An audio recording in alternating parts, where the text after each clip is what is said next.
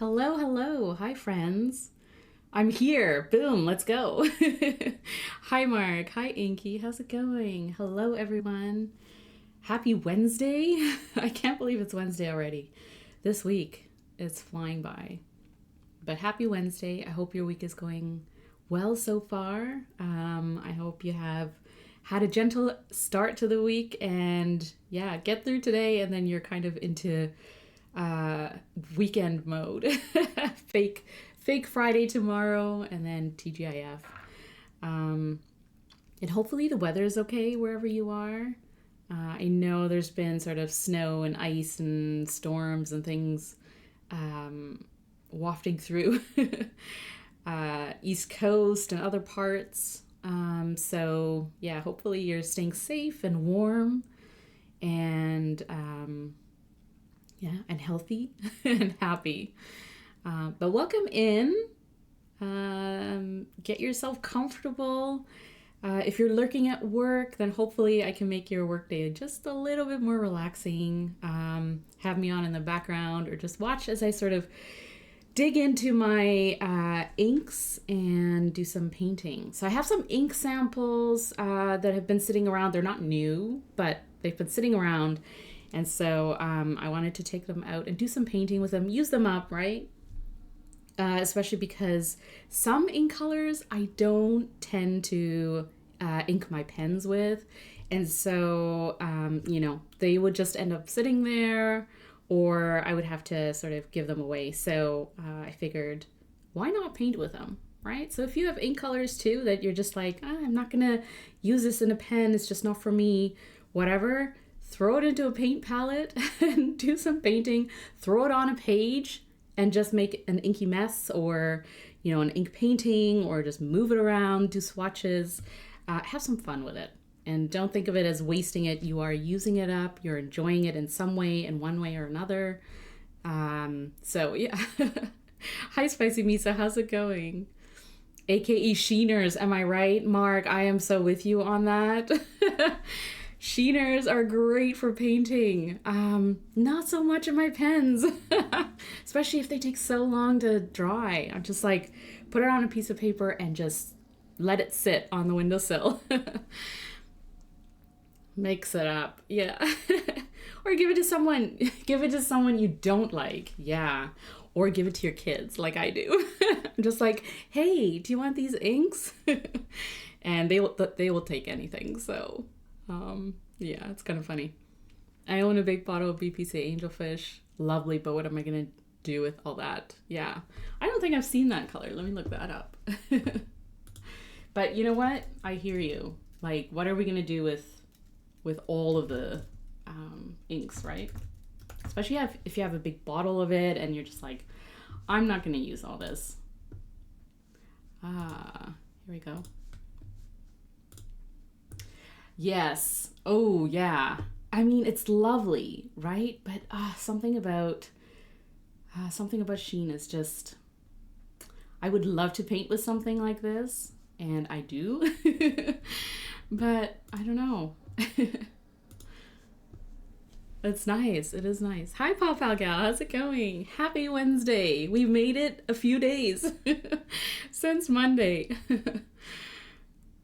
Your kid in the new future? Yeah. Mom, have them all, so no need to buy. Yeah, right? I'm just like, what kind of ink are you into? So, funny story this morning. I have two kids, they're twins, 7-year-olds, and they have their own little collection of ink samples, and they have a couple of bottles of ink. They're 7, so let's take it easy. But and they also have beginner fountain pens, a handful of them. And so this morning, both of them came over to me and they're like, "These are all dry. Can you please clean them out?" I'm like, I'm not a big fan of cleaning out fountain pens, but I'll do it for my kids. The fun part is figuring out what inks they want to ink up their pens with, because it's not for me. So I'm just like, pick the brightest, funnest. Do you want shimmer? Do you want sheen?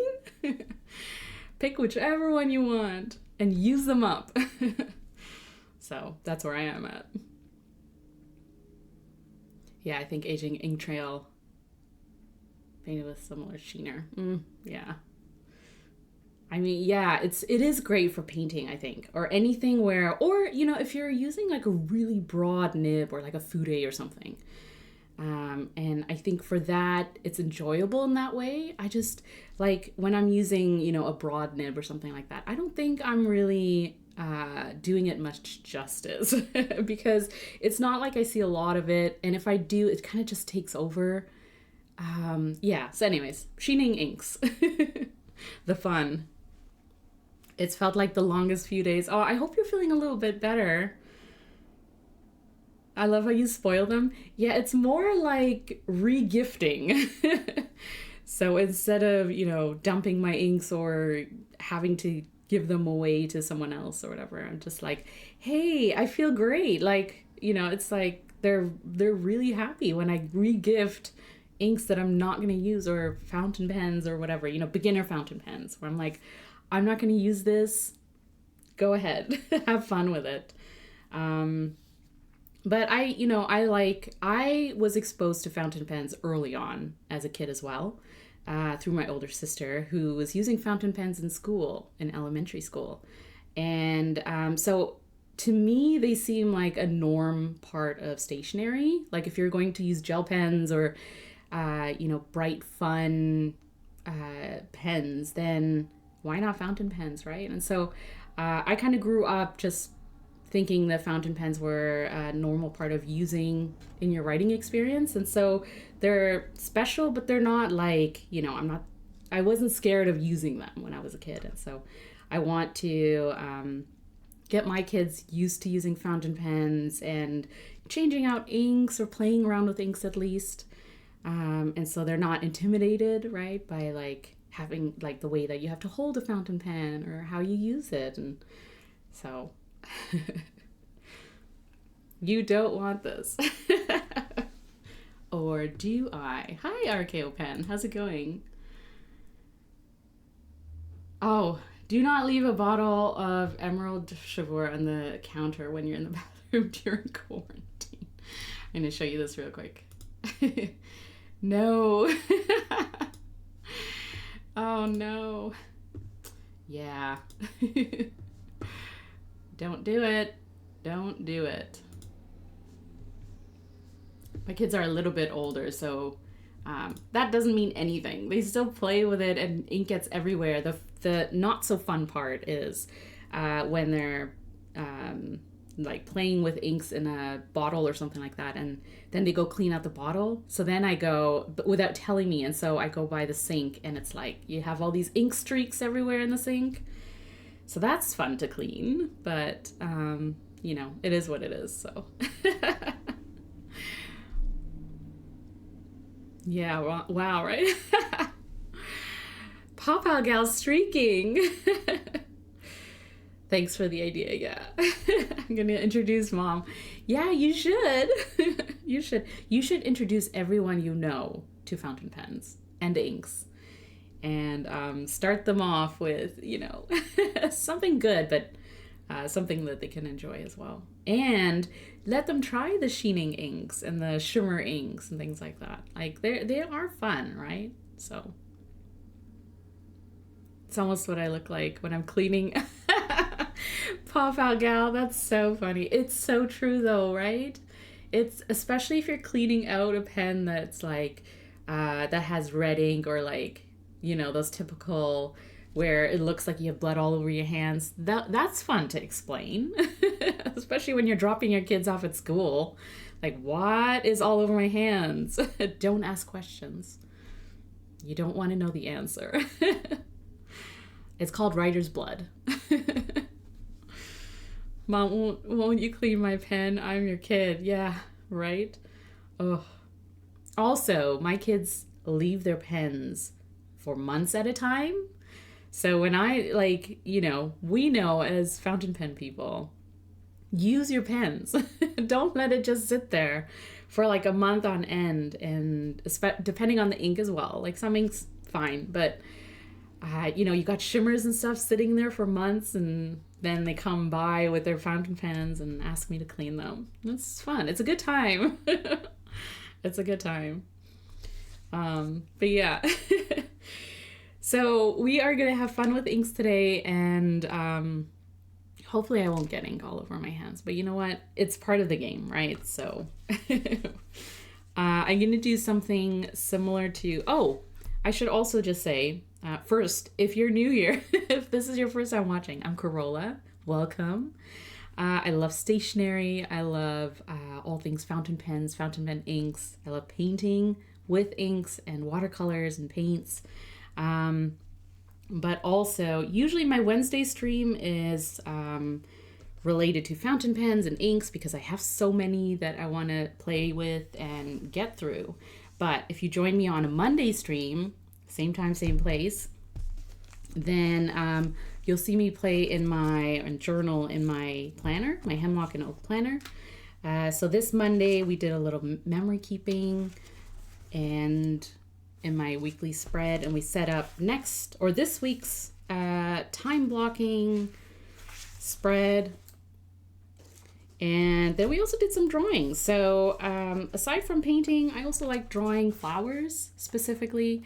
And so I did a little bit of drawing from a reference photo, a little bit of journaling. It's a chill time. So next Monday, if you want to join me, actually, I have to double check that because I think this coming Monday is a holiday in Canada. It's Family Day. So we typically spend it with family. My kids are going to be off school.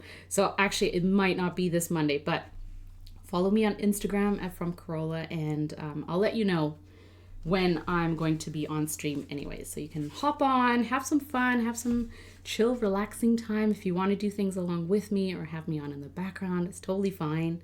Or watch the VOD or replay, all good. So that's my spiel. Today, we are going to play with fountain pen inks. So if you don't know anything about fountain pens or fountain pen inks, feel free to ask questions. I'm always happy to chat and answer questions. People in the chat also are very knowledgeable. I love hearing what everyone else is using and enjoying.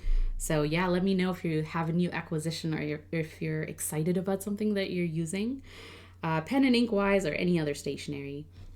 But what I am going to do is I'm going to show you how I paint with fountain pen ink. So if that's of interest and you want to do it on your own time too, or along with me, I highly recommend. It's so much fun. So I am going to do two kinds of paintings or two sets of paintings. The first one I do in this Tomoe River Paper blank notebook from Galen Leather. They're a company in Turkey. And it's called the Everyday Book. And it's just blank Tomoe River paper. So it's fountain pen friendly paper. I use it to do a little bit of painting and push it a little bit to see how the paper sort of handles it.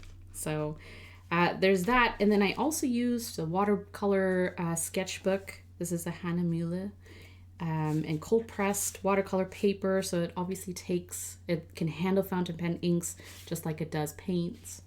And so I tend to add a lot more water and play around with just throwing ink at it. So knowing that it will handle it and it will be just fine. But one thing to note too with watercolor paper is that it does take up more ink. So it absorbs more of it. You'll end up using more. It's fine.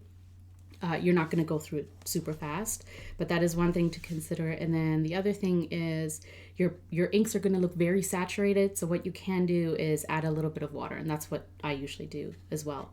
You can add water onto the paper or in your palette if you want, and just, desaturate it a little bit. It will go a long way. Otherwise, I like both paper for painting. Obviously, they have different properties and qualities. And I kind of like comparing that. So depending on what ink I'm using too, it's very obvious how each paper sort of handles it. So From Corolla and chat are very knowledgeable. We are very knowledgeable nerds. We know a lot of things. I'm going to have my tea. Give me a second.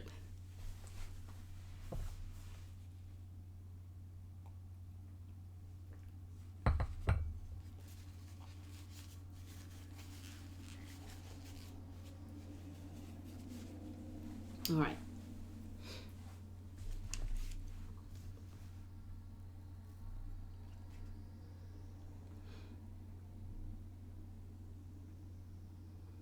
No matter how I clean my 912 FA, there's always shimmer on the feeds.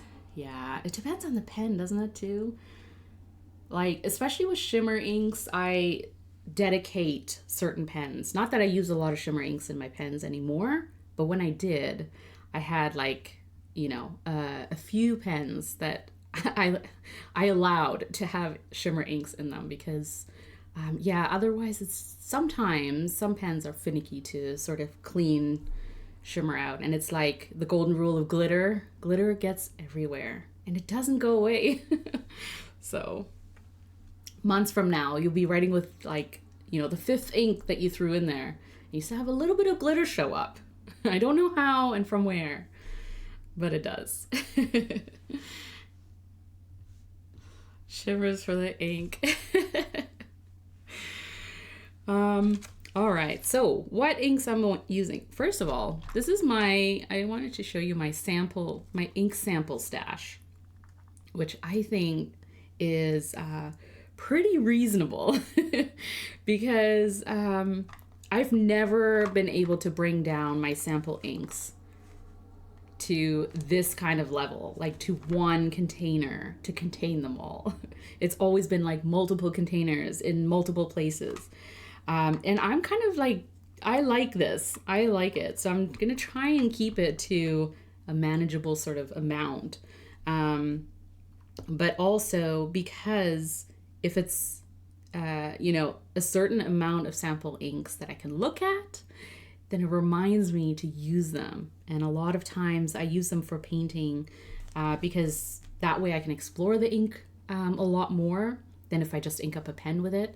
And then I can decide if I need a whole bottle of it. No, not really, but it's more so that I can really get a good feel for what that ink is all about. And sometimes I do buy a bottle of ink based on a sample, as we all do, because that's the whole point of getting a sample ink, right?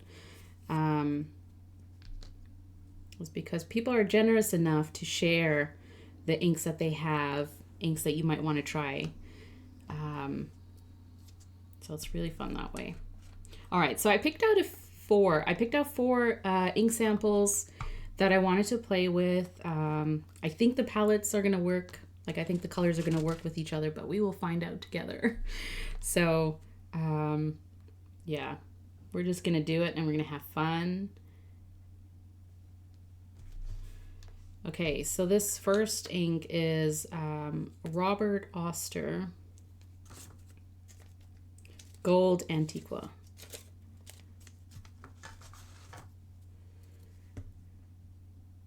So we have Robert Oster Gold Antiqua. Then we have Troublemaker Kelp Tea.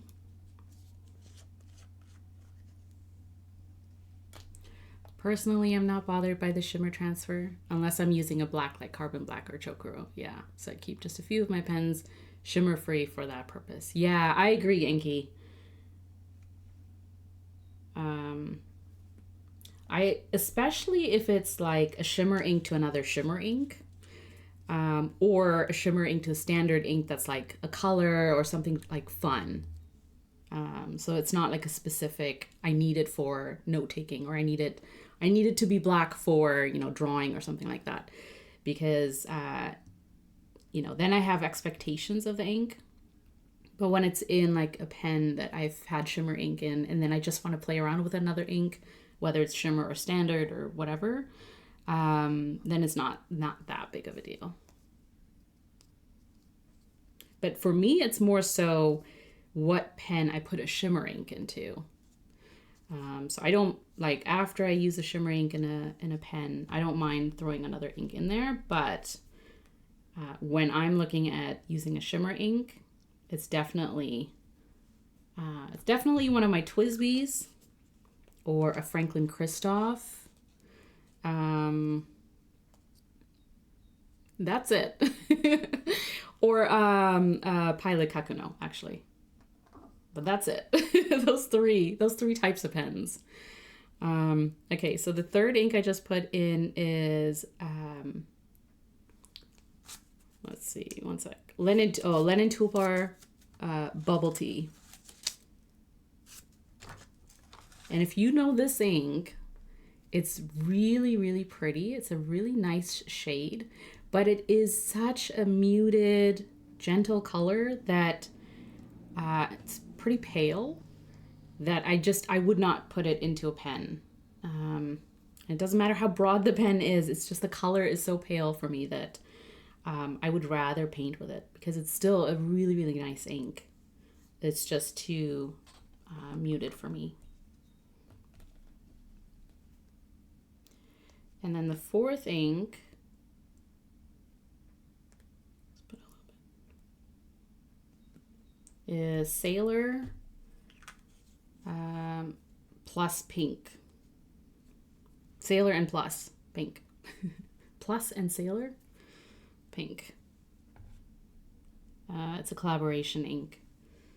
And it is a very nice pink, but again, it's one of those shades that I probably just wouldn't use a lot in my pens.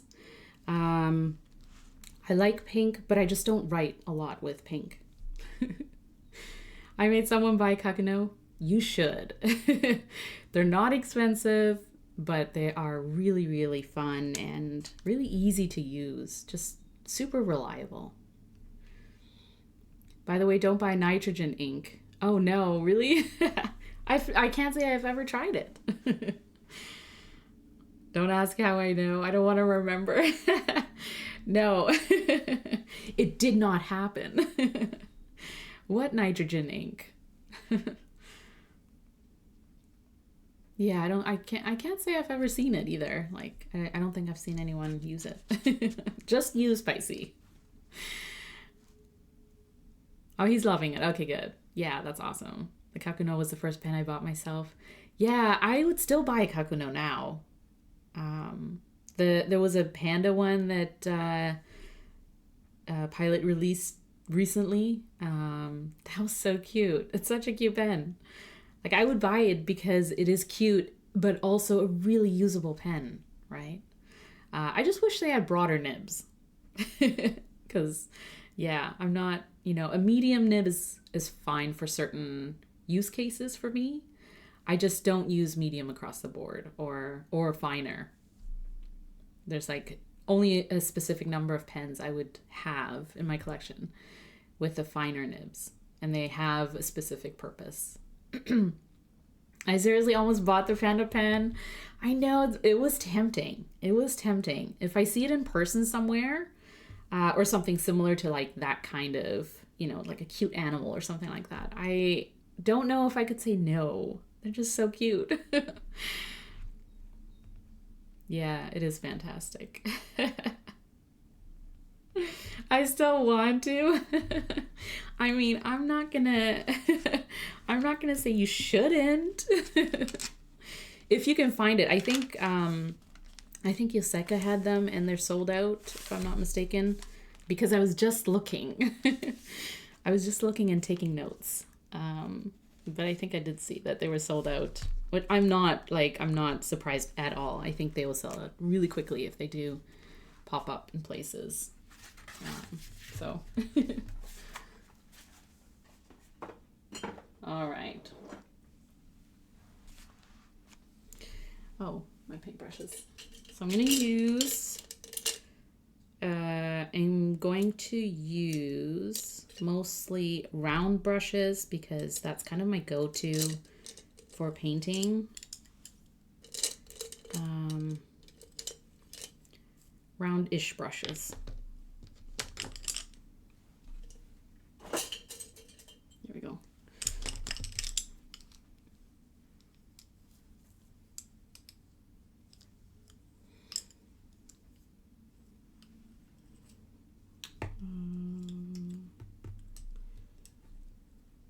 Let's see. Pink and that. All right. Getting myself organized. In my opinion, unless you want a better and fancier body, the Kakuno is it. Yeah, I kind of agree, Miso. I think like if you're looking for a beginner pen, or not even beginner pen, a reliable, consistently good writing pen that's not super expensive, that you can take with you everywhere, right? Like that's the beauty of a kakuno, is you can throw it into your bag, put it into your pouch or whatever. You don't have to baby it, right? You don't have to worry too much about how you're treating it, and it will be fine. It will be fine. For a steel nib, it's really really good. Yeah, and I think the only thing probably is the body is just like, it's a simple body, right? Simple plastic, just, whatever. But I like that it's snap cap, like easy to use, handy, right? Especially for if you're using it in a planner or something, where it's like you just need to uncap your pen, write something, and put it away. For that, I really like it too. I prefer the Kakuno compared to my Leonardo Yovo nib. Yeah, the nib is so smooth. I know. There's like almost nothing that can beat a Pilot nib. Almost nothing.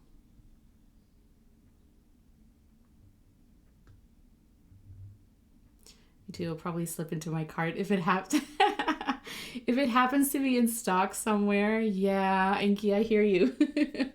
If you're just like, oh, I need to buy this whatever thing. It's like, oh, also the Panda Kakuno. Just saying. Just saying. I was just on their site to look. They are sold out. Yeah. This is why you have to hit the buy button. I know it's tough, right? And this is part of my, not issue, but this is like one of those things about the stationery and pen community, is that a lot of times it's like a scarcity thing, right? Like if you think about it for like 5 minutes, it's gone. So it's almost like you have to be ready to buy something in that realm. Like if you know that you're into pandas and that you love fountain pens and you would love, a Kakuno or like those types of pens, if it ever sort of was launched or released, you would just buy it, right? And it's like, it's tough to plan that way, and it's tough to budget for something like that because it comes and goes so quickly that, like, unless now if it's re-released or you find it somewhere, and like Inky, you just throw it into your cart because otherwise, you're just not gonna have the chance to own that kind of pen. And there will be more. There will be others. But it is one of those, like, if you sit on it and then all of a sudden you're like, oh, I should have gotten it because, I would love that. But then also I'm kind of like, I don't need it. So I'm okay without it. But if I see it in person or, it comes up, it just happens to sort of appear somewhere. I don't know. I don't know if I could... I don't know if I could say no. Especially with a pen like that, where it's like you're not spending hundreds of dollars on a pen, right? What are you doing? You love cats, don't you? Go get ginger chicken ink. I don't paint with that ink. I ink up my pens with that ink because it's so good. Although I should paint with it, shouldn't I? It's been a little while. I've painted with those inks before. The Wonder Pens, Dominant Industry collaboration pens.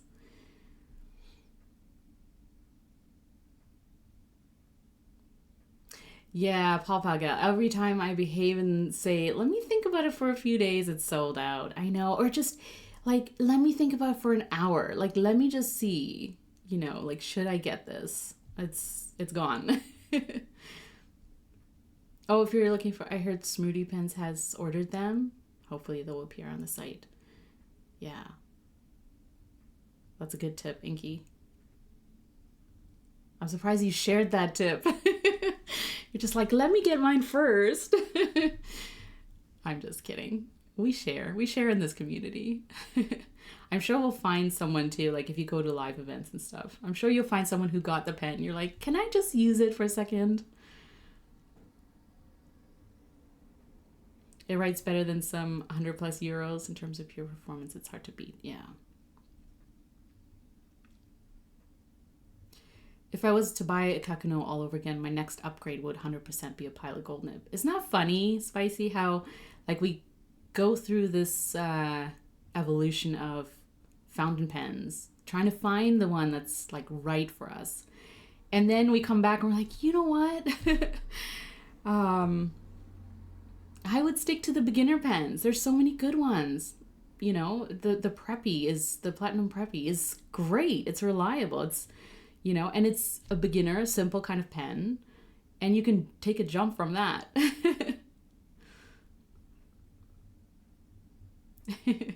You're honorary, Pop Gal. You're an honorary.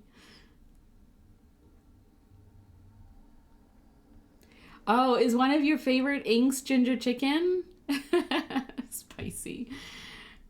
I will have to dig it out to paint with in your honor. I'll do it for you. Love ginger chicken. Yeah. It's one of your favorite browns. You know what? It's high up there. It's like one of those it's like a ginger color, right? Like a brown, but it's warm. So, yeah. It's really, really nice. I don't care about steel and gold nibs, but if I was jumping from an upgrade as far as Pilot goes, yeah, it would be a gold nib. Yeah. It's just, yeah, Pilot does nibs really, really well. Like, of course, you know, I have other pens and other nibs that I really enjoy, but Pilot nibs and Pilot pens, I don't know, it's hard to beat and hard to sort of like, unless you are just going for a variety of different pens. It's almost like they have the pens that you would need to enjoy a collection of fountain pens, I think. Not to say that that's all I would stick with, because I do enjoy fun, bright colors, which Pilot, doesn't have a lot of.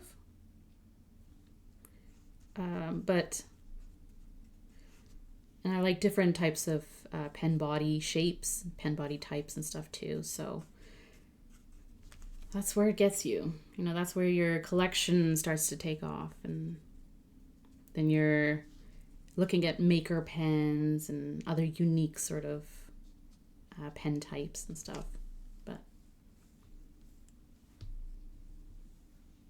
so this is Lennon Toolbar Bubble Tea, and it very much is like really, really pretty, sort of beige, light pink, very, very pale light pink, or peach or cream, I think, more cream. But yeah, I just don't know if it's this sort of ink that I would throw into a pen. That's all.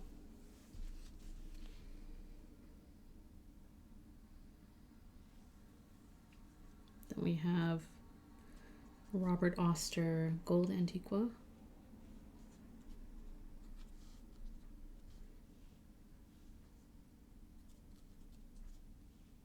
I don't think I've inked up a pen with this, but I should. It was really nice. It's like it's like a gold. It's like a gold green.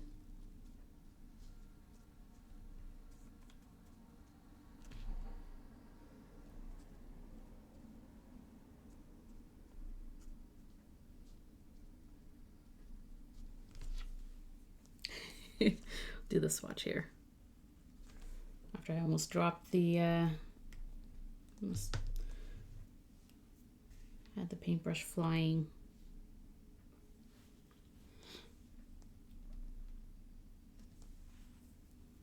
The Preppy is awesome. I have one in my office. Yeah. I have a Preppy sitting around too. It's just like it's one of those pens you can reach for and just write with, right? Like, I'm proud to be an honorary. Always. What I'm saying is Kakuno rose the bar way too high. Oh, I see. I see what you're saying. It's like that should be the... Although I think the thing with the kakuno is the body is really simple. And it's like designed on purpose for that. And then the nib, right, depending on which kakuno you get, but like the regular sort of nib is like with a smiley face. So they did sort of make it more beginner because of that. So it makes it a little bit more like whimsical, and very certain, like an easy buy if you're looking for a great fountain pen to start with. They've designed it that way. So for those reasons, like I don't know if people would take me seriously if all I had was kakunos in my collection and then like a really fancy, my Pilot A23 or something. It's like, what happened? What's going on in the middle there? Though maybe that's all you need, right? Maybe that's all you need. Covers you.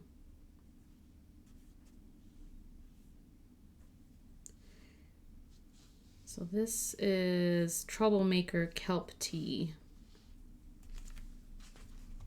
Just a nice green with really nice shading. So you have some yellow coming out, a little bit of pink, a very pale pink. I like this kind of green, but I don't ink it up a lot. It's like a nondescript kind of green. Like it's not too dark, it's not too light. You have a little bit of shading in there. But it is nice. I think it goes really well with a lot of different color palettes and color tastes.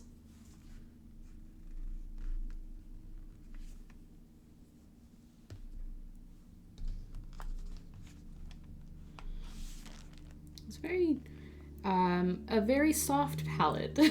So I wasn't sure when I picked the colors. I kind of knew, the pink and that kind of stuff would make it a little bit more like spring, That's what we're getting into. No more winter, dark, moody stuff. Plus it's February, so we're getting into, the month of love. So I'm gonna let that dry. And in the meantime, let's do the same thing, but on watercolor paper. Hi, Jack Toy. How's it going? How have you been? I seriously like them both. I used to draw with. Yeah, especially when you use watercolors.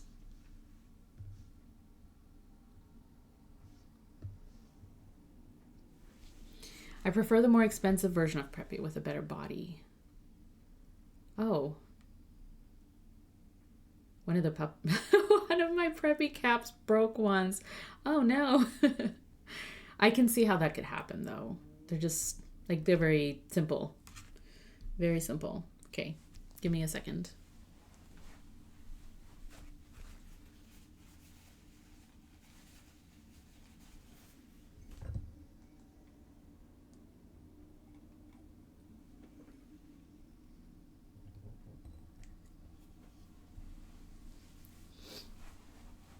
All right, let's see here. Actually,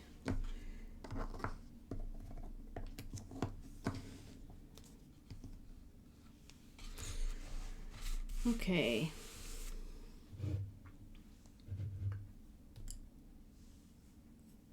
So same thing-ish, similar thing, but on watercolor paper.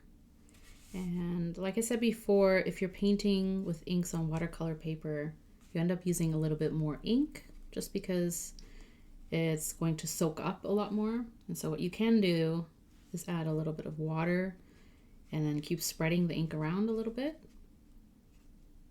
So you can see it's kind of like paint in that way. Or you can add a little bit of water to your paint palette if you wanted to mute your inks a little bit. So you can still see the saturated sort of bright pink, and then here's sort of more of a muted version.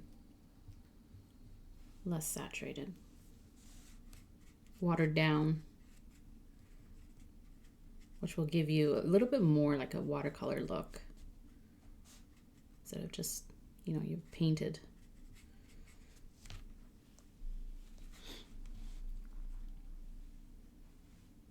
Happy to catch you live. I'm so glad you're here too.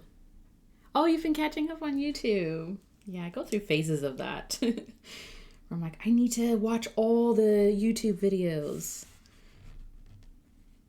Everyone's planner videos and what they're using and all those things. I mean, you get what you pay for in terms of quality, for sure, right? And it's like with a preppy or a kakuno or something. Like if it breaks, it's not the end of the world. It's okay. Unless you have a panda kakuno and it breaks, that's a little sad. Because you can't get another one. Prefonte. Yeah. I've never tried a Prefonte or a Pilot Explorer, which seems to be the next thing in terms of like pens that you need to try in your collection as a beginner, or as, you know, if you just kind of want to go a step up. This is exactly what I was thinking with the color palette. Yes, it is giving cherry blossoms. That's right. It kind of is. You're right. I didn't even think of that. But you know what? That's why I just subconsciously or semi-consciously pick those colors, because I am in that mood. And it's cherry blossom season going to be spring. All that stuff is coming up. Yeah, so pretty. Yes, the Muji fountain pen is the same nib as the Preppy. It is literally an unbranded Preppy, or Muji branded Preppy. I have a couple, and I also have so I have a Muji Preppy and then a Muji pocket fountain pen. It's very cute, but it's very simple, very basic. So if that's your style, or you know, if that's all you need, it's definitely in that realm for sure. But I appreciate that about Muji. Like, just if you want to keep it simple, just, you know, simple sort of plastic body, you know, great nib though, and the ink cartridges for the Muji pen, for the Muji Preppy, are the exact same as what you would use in a platinum Preppy, so you can interchange if you have to. The cartridges are not that expensive at Muji, so at least in Canada, I should say. I don't know if the Muji Preppy is available in the States, or I think in Europe they are, right? Because Spicy, you're in Europe. I don't know if they're in the States, but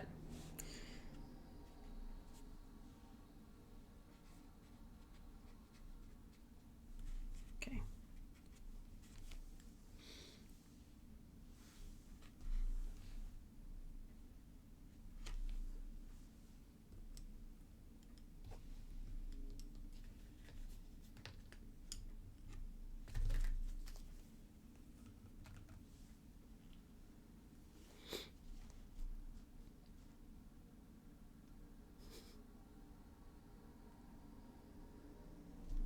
Through retailers. Yeah.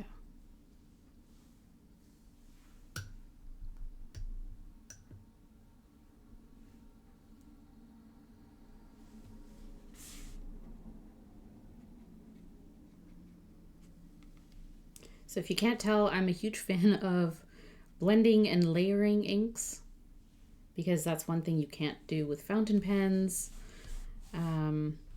You know, if you have different colors of inks that you've inked up your pens, it's sort of hard to mix those colors, you know, unless you do it beforehand and then ink up your pen with that color. But I don't do that. I'd rather paint with it and layer colors and see how they sort of blend and mix together. Super, super simple to do it on watercolor paper. because it sort of sits there and you can just kind of keep layering as you go if you want to. I just find it very interesting, fascinating, very fun.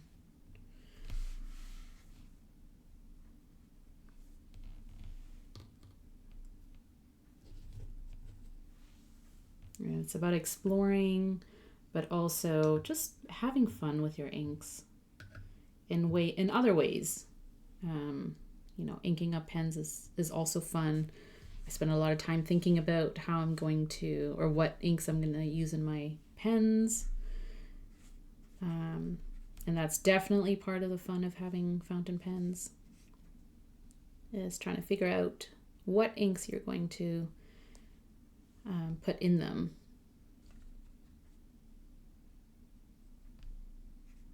But painting with them is fun in a different way. And another way to enjoy them. Add a little green in here too.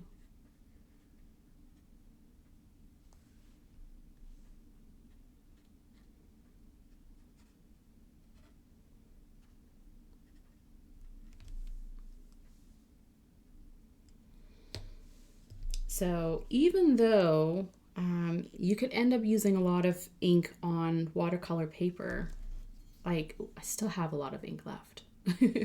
So, you know, it's not like you go through a ton of it. This is also a small piece. I could do a bigger watercolor piece, but it is all good.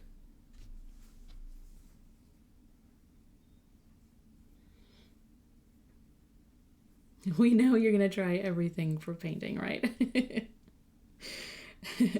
So true. So true. All right, well, this is almost dry. I still have a few spots here that are still wet, but it's looking really nice. So you see what I mean with the green? It's very, very nice.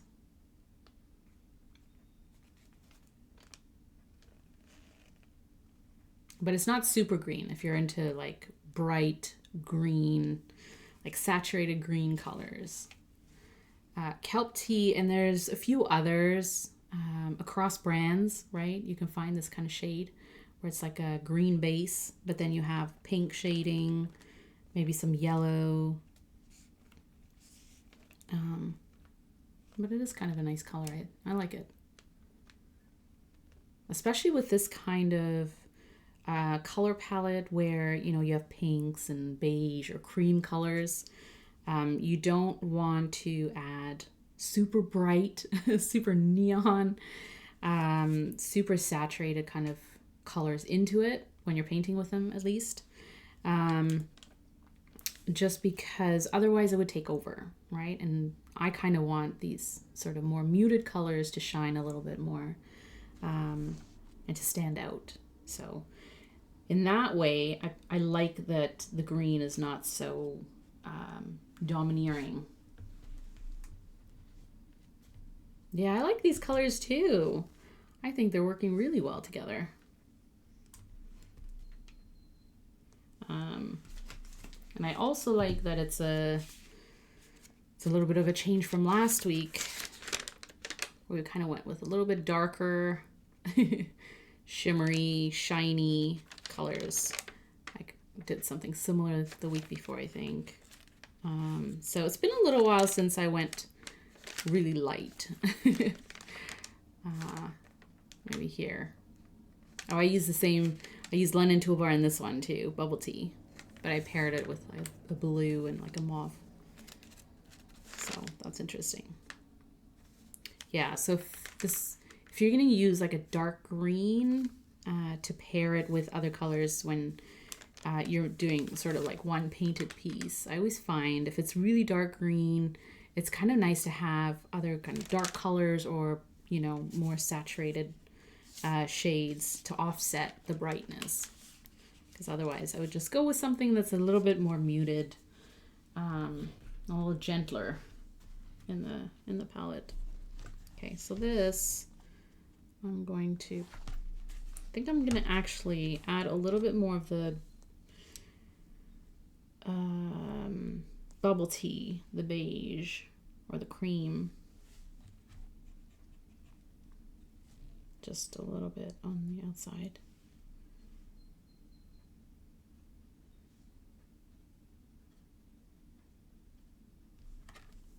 Just to have it in there.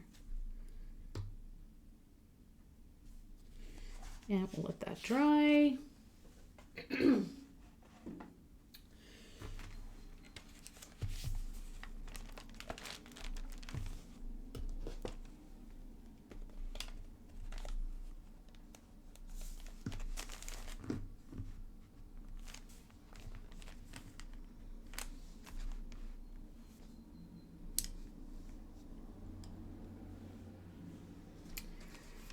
Okay, so I'm going to write down the inks.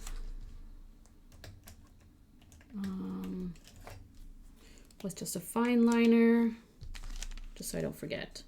These are dry.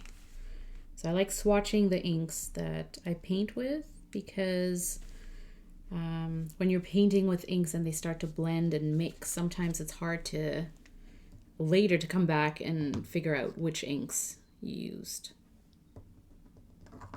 So this one is Plus and Sailor. Sailor and Plus.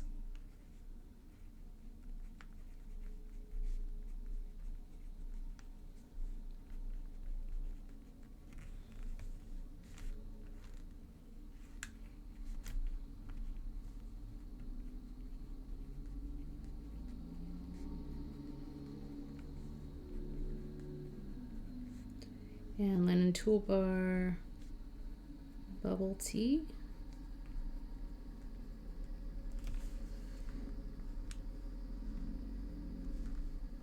Then we have Robert Oster.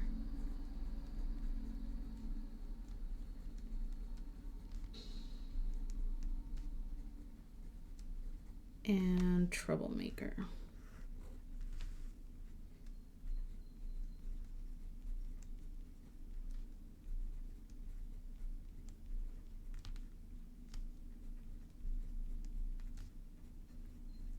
Troublemaker is one of those brands I don't hear a lot about, but they have some really nice inks. I have a couple of other inks of theirs. And they make some really nice shades.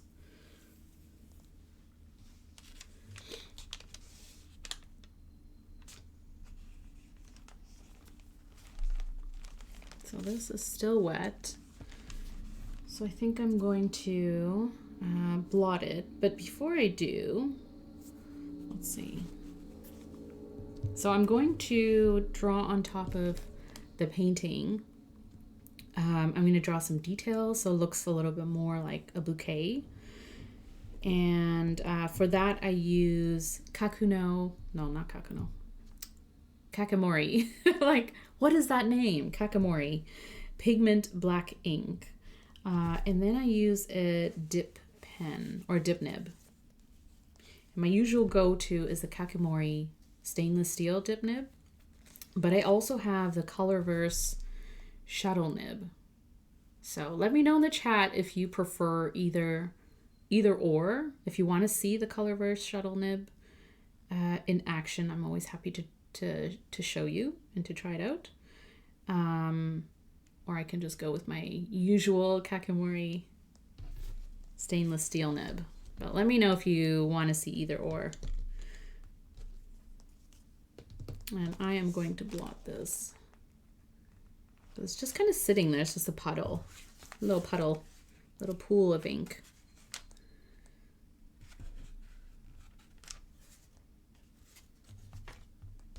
So usually what I do is I just leave the painting sort of sitting in the sun or in light and let it dry. But sometimes, you know, you got a little bit of ink that just sits there for a little while. So it's okay. You're a shuttle guy, Hellcat. How's it going? Do you have a shuttle? Yes, I'd love to see it. Okay, let's do it. We can always do we can always use the kakimori on the watercolor painting. You do? Awesome. Yeah. So this is the Colorverse Shuttle Dip nib. And I've used it a few times. What I will say is it's different visually. It's pretty obvious to see. It's different in that it has more of a tapered angle. So if you're comparing it to a kakimori, you can get, or the idea is, you can get more of a line variation with the shuttle dip nib because you can angle it you can hold it at different angles. And depending on how much of that surface area of the nib touches the paper, your line variations depend on that. Versus the kakimori, you have a little bit less of a taper here. So it really is, certain lines that you can get. It still can vary, which is really, really nice. And I love it for drawing as well as swatching, as, an obvious sort of way of using these types of dip nibs is swatching your inks, trying them out, playing with them before you ink up a pen. But you can also use them to write with, to draw with. It's more so about using it enough times to figure out what angle works for you, depending on how much of a line width you want and how much ink you want to put down on the paper.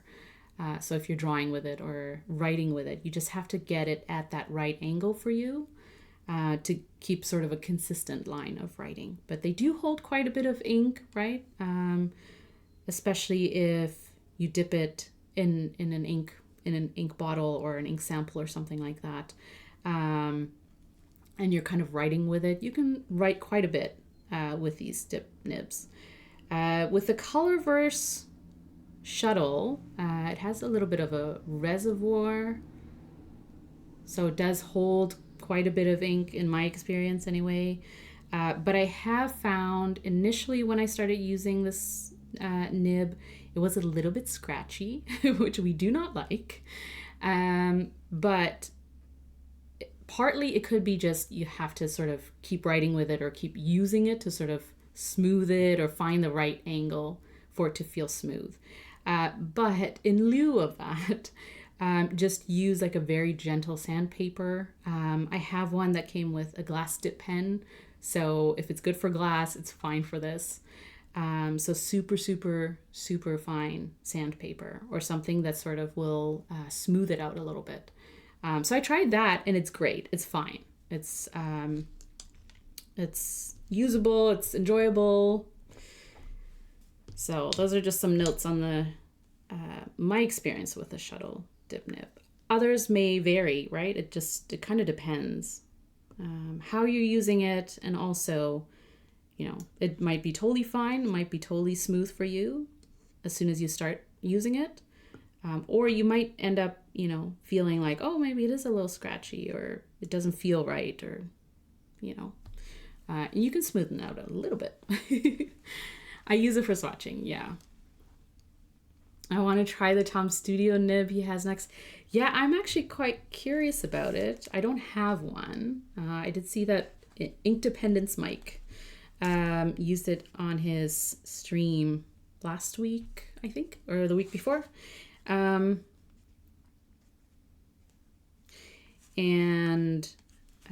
yeah, it seemed a little... You have to play around with it. It seems like it's very adjustable. So I think it's one of those things where you have to play around with it a little bit to get it to your liking. Whereas, these dip nibs and other dip pens too, they just sort of work in one way. And I feel like maybe that nib works in different ways depending on how you want to use it and what inks you might use it with, whether it's like calligraphy nibs or calligraphy inks, or fountain pen inks. Like, I don't know if it specifies that, you can only sort of use a certain type of ink. I think you can use it with multiple types of inks as long as you sort of adjust the nib accordingly. That's from what I've seen, that's my take of it. But yeah, I'd love to try it out and see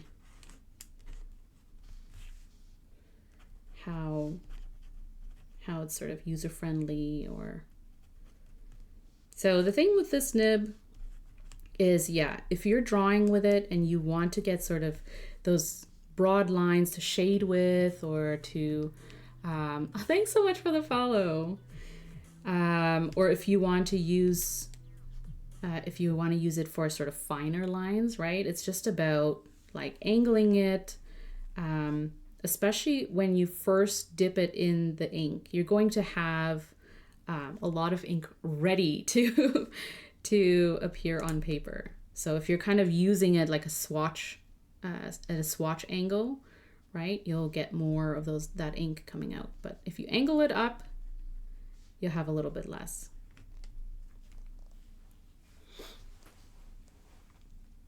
I think he made it for calligraphy more than regular writing. I suspected that too. And maybe that's how he first intended it, right? And you know us, we're going to use it for all the inks that we have. Why not? What inks are you using today? So for the painting part, I used these inks: Sailor Plus Pink, Lennon Toolbar Bubble Tea, Robert Oster Gold Antiqua, and Troublemaker Kelp Tea. And then on top, I usually use a pigment ink. So my go-to is the Kakimori Pigment Black ink. And I don't ink this up in a pen, but I do really, really enjoy it for drawing. So especially if it's like drawing details on top of a painting, because I just find a pigment ink like this is so nice and dark and sits on top of ink really well.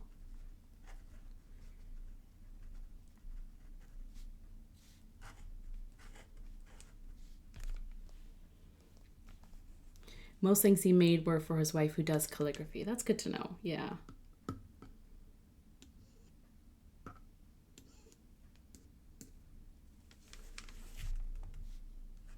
And I know he's a tinkerer, so he just kind of keeps tinkering with things and sees how, you know, things can be used differently or for specific purposes, whether it's calligraphy or painting and stuff like that. So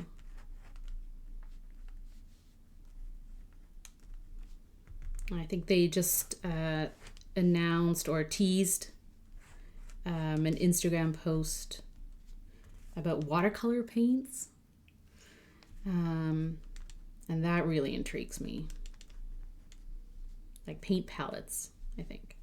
I think they teased like 4 different paint palettes or something like that. That really intrigues me. I also like, if we're gonna talk about Tom's studio, I like that they repurpose, like he repurposes things. There's a lot around like sustainability and using wasted plastics and things like that, giving them new life, using them in different ways. So I really like that as well.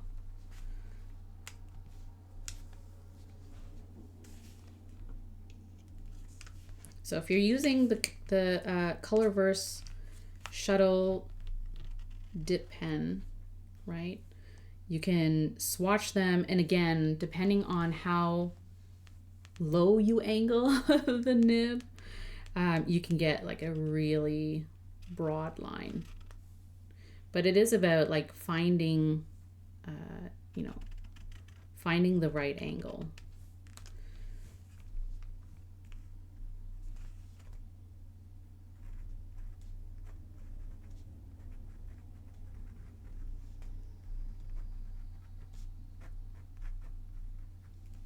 Really easy to write with.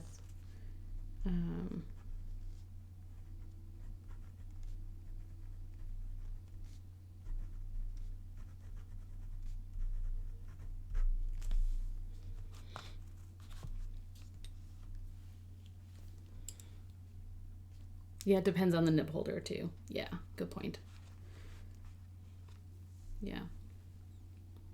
Your go-to is watercolors. Yes, it is, G. You might be interested in this. So take a look, or keep an eye out, because I think it was just a teaser of like, this is coming up. And I was like, ooh, I'm intrigued. Tell me more, because I also love watercolors and I love paint palettes and different types of paints. So yeah, I do like these types of dip pens for drawing because it can be imperfect lines, right? So, you know, when I'm sort of scribbling to get like, to denote like the center of a flower or something like that, it's very much like a sketching kind of look. And even the lines, I'm not so picky about whether they're really thin or really thick or the broadness of them. To me, it's just a way of expression. And the lines are not like super. But if you are using, and for swatching, obviously, you know, as long as you get the right angle and how you're holding the dip nib, it's fine in a nib holder. But when you're writing with it, you know, you can get those nice broad lines or thin lines if you hold it at a higher angle. But I feel like that could be where it's a little finicky, because unless you've practiced with it to get the right angle and the right width that you want for your writing, I feel like that could vary a little bit, where you're like putting down a lot of ink and then, you know, it could be a little blotchy in that way. But I think for swatching and for drawing, personally, I appreciate these types of dip nibs, and they work really well for what I need them, what I need them to do. You have 3D printed ones you use. That's awesome. So you can alternate between different colors and different styles and stuff too. See, this is dry. Nope, I just smudged a little. That's fine.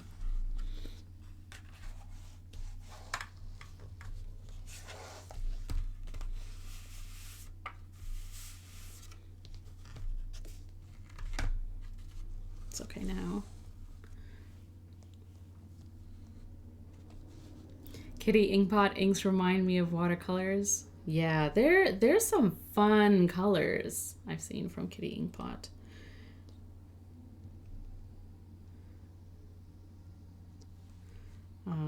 Some fun colors, some fun names too.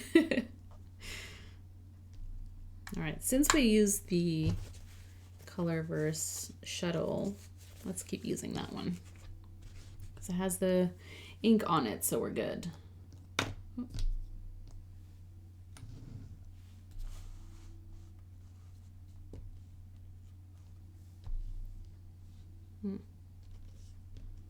I will hydrate. I have my tea still to finish.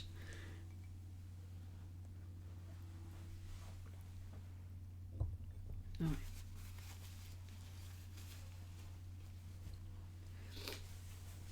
Okay, so let's draw first, and then I'll write the inks here.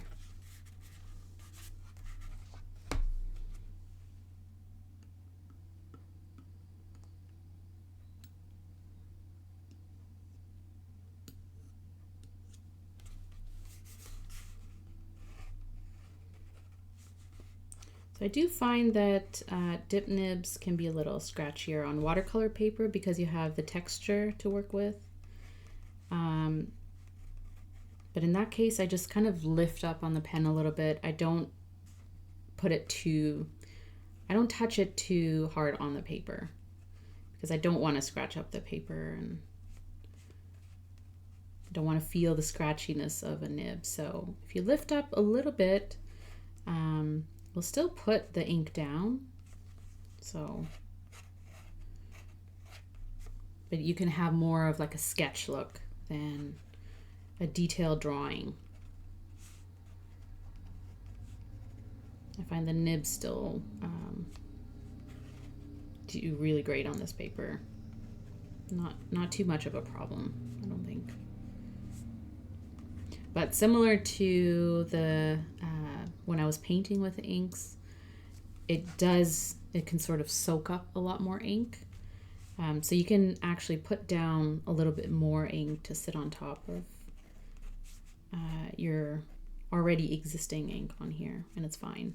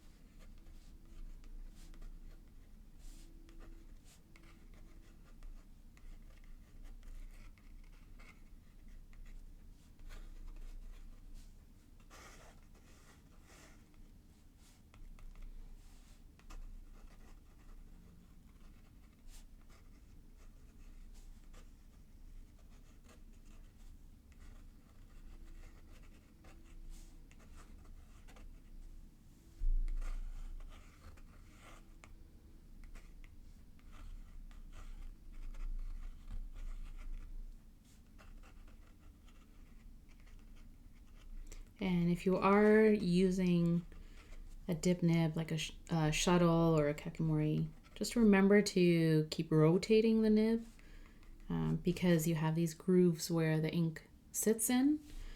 And so if you just hold it at one angle, you'll run out of ink with that sort of groove that's touching. So if you keep rotating, the ink will work its way down. And then also if you're swatching, you can get different parts of the nib to touch the paper. And therefore put down more ink. So let's write these ink colors in.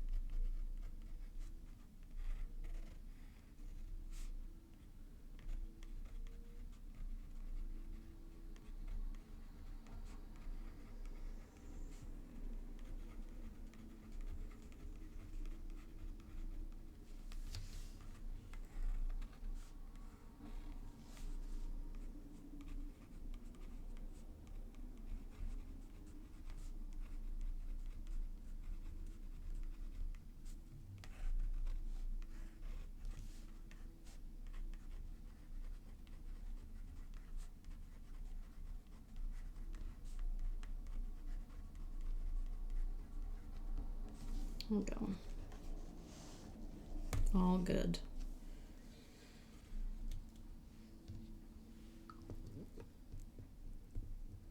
How have I been feeling? I'm fine. Yeah. I'm fine. You know what it is more so? I'm starting to feel my seasonal allergies coming into play a little bit because as we head into spring, my allergies start to act up a little bit. And I feel that like sniffly, constant sort of congested feel. But it comes and goes. So I'm just glad I didn't get even more sick because, my kids were sort of struggling through a cough and a cold, and they're still kind of sniffly, but not in the way that, when you're just like your body feels the exhaustion of having to struggle through things. They're not there. So at least it's kind of like, you got the sniffles or something. It's fine. Yeah, seasonal allergies, right? They get you. California is killing me with the temperature changes. Yeah, that could also be a temperature changes, pressure in the air when it's raining or it's stormy and things like that too. But we get through it somehow. I feel a lot better this week than I did last week, though, I will say. Last week was a little bit of a drag. What's your favorite fountain pen? Great question, Hellcat. Do I have to pick one? It changes from time to time, but I have, let's see. The one that I've been reaching for a lot is this Leonardo Momento Zero. And aside from the fact that it's gorgeous, it's mostly because the nib is a reverse architect grind from Gina at Custom Nib Studio. And so if I'm writing, and I use this for like note taking or writing in my planner, but if I'm using the right side of it, it's a fine line, and then on the reverse, it's an architect line. And let me see. So you have the Leonardo.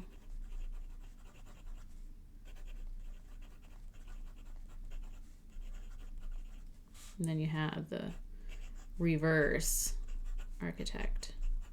And so this kind of nib is really useful and comes in handy when you want to like write a header, or you want something to sort of stand out in your notes, or you know, whatever you're kind of writing.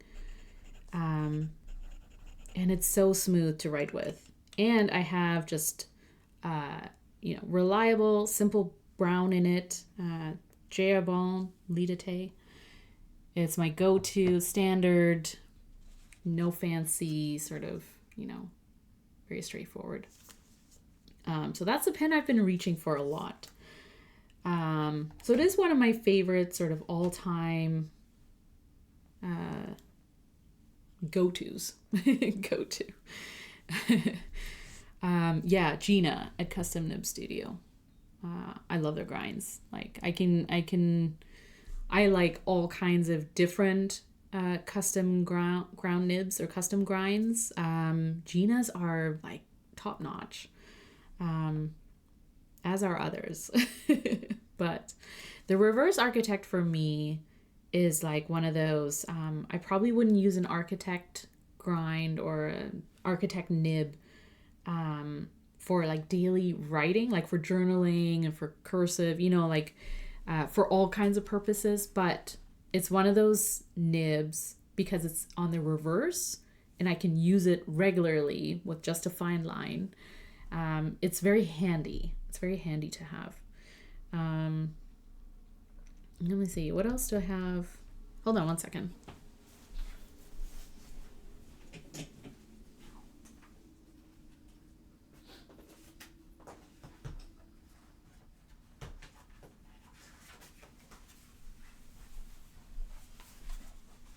I think it was the last week or the week before I did my currently inked.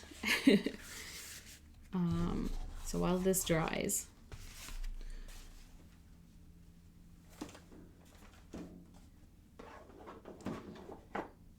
I'll talk to you about my currently inked pens. So that's that, the Leonardo Momento Zero with a reverse architect. I also have the Esterbrook Esty Coffee Monsters Co. collab with a journaler nib, and that's also done by Gina. A really, really good one is a Pilot Custom 823 with a signature nib. That's my, like, I have it inked up for like journaling purposes. So not so much for like regular note taking and things like that, but it's one of those pens that I always journal with. It's just really smooth to write with.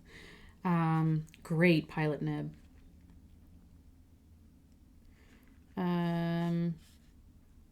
Sailors, and probably like I have a lot of I have more Pilot pens inked up than probably any other brand here, which is kind of funny.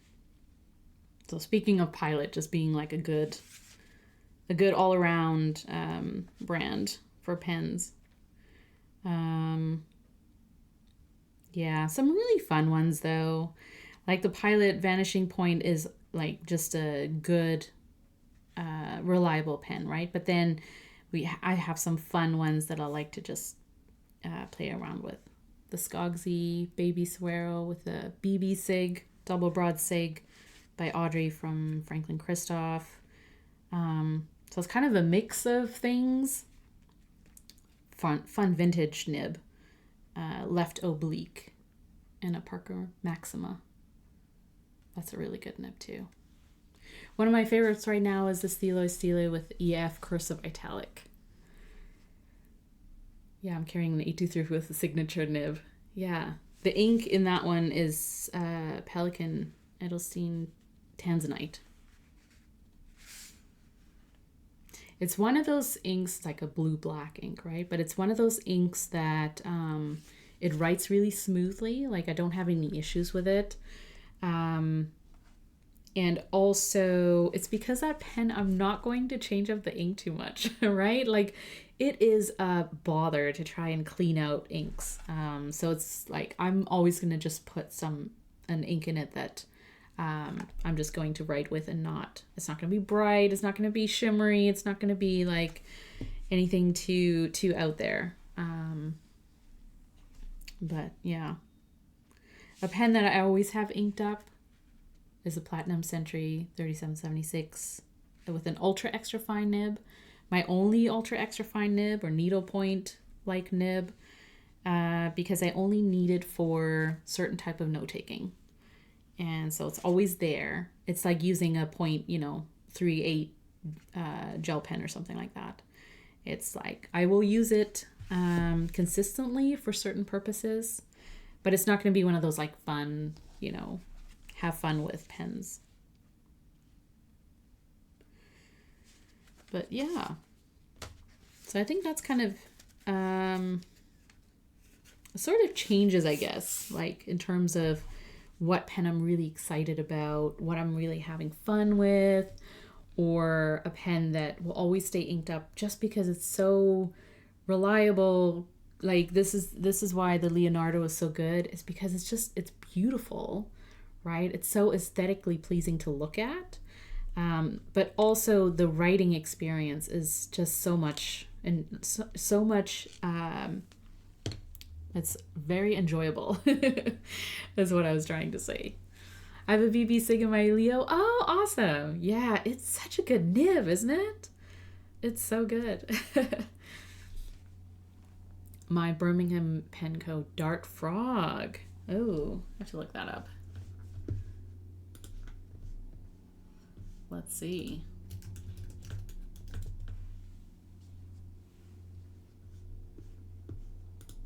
Ooh, that's nice. I like that. Yeah.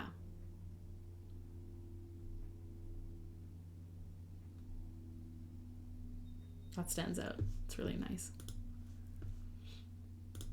Yeah, just a good blue or a good, like, something that's easy to look at too. It's like, I don't experiment too much with the pens that I'm going to ink up consistently. But the pens that I do experiment with, right, are like my Franklin Christophs, my Maker pens, the ones that are really easy to clean out because my Estes, because I could just take it apart, clean it out if I want to change up to like a very different ink. I don't like mixing inks too much. But yeah. Pop Alga, I love my Reverse Architect. Also the Beak Point. Yes, the Beak Point is actually quite fun too. I always think, like, every time I do my currently inked spreads for the month, I always think, like, there are nibs that I have that I should just put into rotation. And the Beak Point is one of those where it's like, it is so much fun. I just wish I would reach for it more. Maybe it's just to make time for it, right? Zodiac Penco. I was like, wait, I've missed some chats. You snuck in there. You can pick any favorite that starts with the letter Z. Good one. I love that you snuck in there with that comment. And then he's gone. I love it. So fun.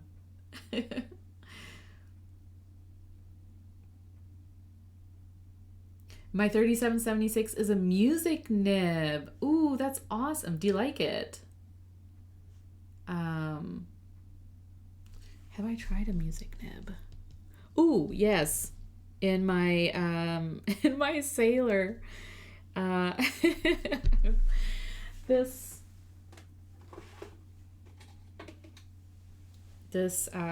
Sailor Pro Gear.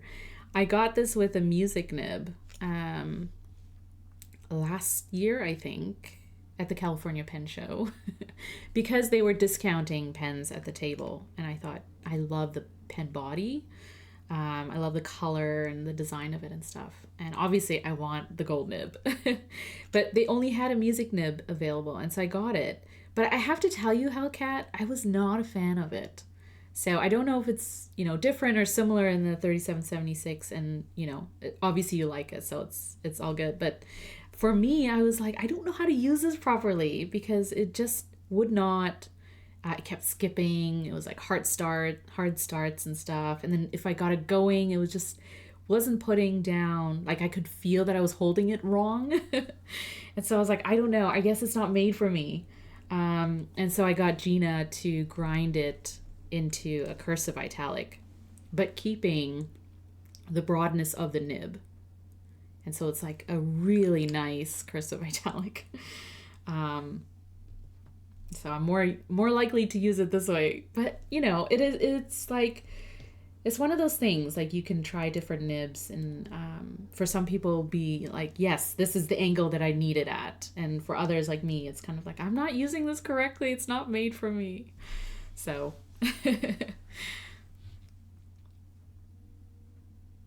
the Yovo nibs are so common to go by that you can practically get any sort of tuning you want. Yeah, for sure. And if you don't like it, get a ground, right? That's my sort of take on, like, if you're going to get a pen because you're drawn to it for, you know, the colorway or the design or whatever, the shape and stuff. But if it comes with a stock nib that you're just like, I'm not super excited about this, get it ground into something you'll use. Because, you know, you want to enjoy using that pen. I heard you name every pen out there except mine. Do I have a pen of yours? No, I do. I love my Zodiac. It's also sitting very nicely in my storage. Where is it?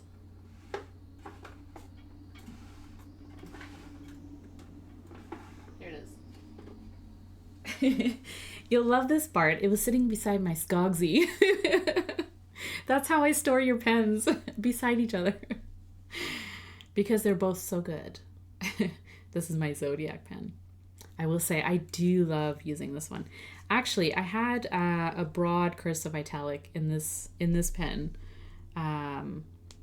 for a couple of months. I'll show you the proof. There it is, a couple of months ago. Broad cursive italic with Kobe Chapel Oak. Oh, this is a really nice combination, especially with the design, like with the pen colors. Bart is a must.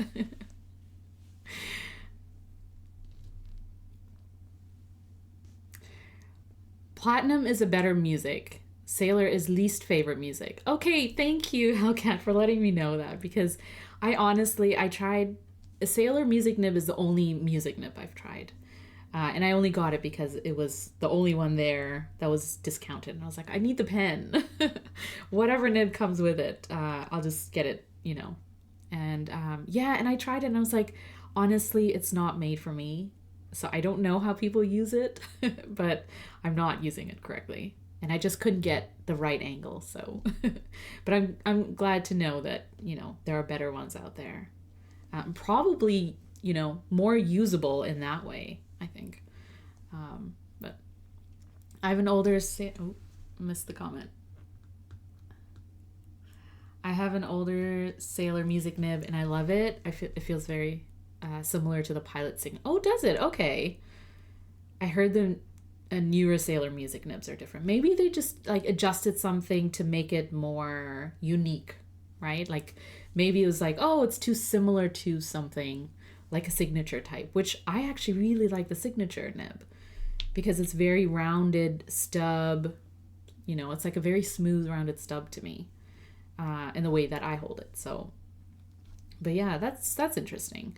Also, I will say when I did take my Sailor pen to get it ground by Gina, Gina mentioned that they get a lot of Sailor music nibs because people just like, you either like it or you don't. It's either usable to you for your whatever you use it for your preference, or it's not. And they were like, just grind it to something you'll use. So at least you know, if you know you do come across a music type of nib or something like that, at least you can get a cursive italic out of it, which I use a lot more. I'm making a list of makers to meet at the CA Pen Show, especially Zodiac. Hellcat, do not go see Zodiac Penco. I'm kidding. Probably one of your first stops, because Zodiac Penco is a very popular table. I don't know how Bart does it, but everyone just flocks to his table. He just puts out pens and people are like, whoa, they're so pretty. They are. I can attest. So make sure you go early if you want to see all of Bart's beautiful pens. Pilot is my favorite music nib, hands down. Pilot has best nibs. Yeah. I'm not going to argue with you, Spicy Miso, on that. Pilot does. Yeah, it's hard to beat, I think. Terrific brown ink. Yeah, I like that one. Chapel Oak was a sample, so I might need to buy a bottle. I don't know. But I have enough browns. That's a problem. I have enough really nice brown inks but I will enjoy it if it's a really nice brown ink sample. I used to call platinum best bang for your bucks, for your money, until they got expensive or too expensive. They were always kind of pricey, right? Like you have to work your way up to a gold nib, I think. But yeah, now it's kind of, I don't think I will be getting a 3776 anytime soon. I'm happy with my one and only. I think it's fine.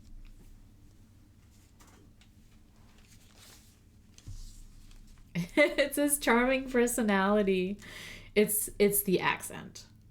It is 100% the accent.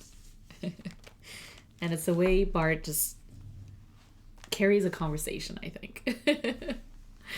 All of a sudden you're talking to Bart and you're like, why am I having this long conversation?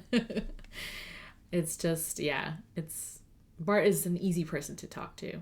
Very kind. And that's the only compliment you're going to get from me today. I saw the 3776 for 100 euros. Now it's 280 plus. Oh, yeah. Look, also, I think that 3776, like if Platinum had sort of pushed its colors and had a wider range, maybe, I probably would own more, maybe. But you know, it's sort of one of those like simple lineups where the pen speaks for itself, except now it's, you know, more expensive. So I don't know, you have to kind of decide between, do you want this one versus a Pilot, whatever, you know. And a Sailor, like all their prices have gone up. So really you're saving up for gold nib. So what pen body do you want it in? And what kind of gold nib? Right? I regret not buying, I know, especially when like there were discounts and stuff for Fountain Pen Day and Black Friday and all those holidays where you're like, I should have just picked up some pens. More pens than you were. I'm glad to have the two and the President. Ooh, nice. Yeah. I know. Enjoy it, right? Like, you have it. Enjoy it. Enjoy the writing experience, because these are really nice pens. And that's why I'm going back to Kakuno.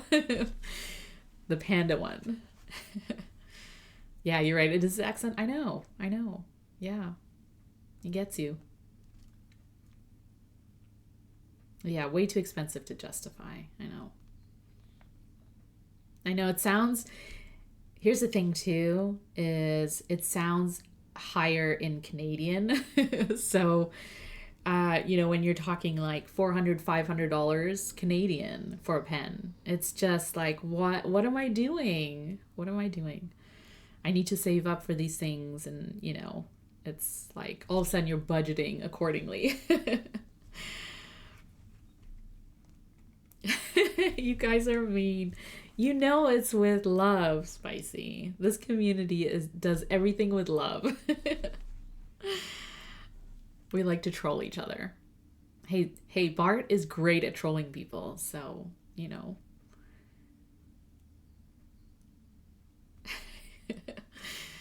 I may have my B nib ground to cursive, italic, or oblique. Yeah, oblique is an interesting one. I only have one left oblique, and it's a vintage. And I got it because, like, aside from the pen and a gold nib and stuff, but I was like, you know what? I'm intrigued by this nib. Like, give me more variations, and I love to play around with them.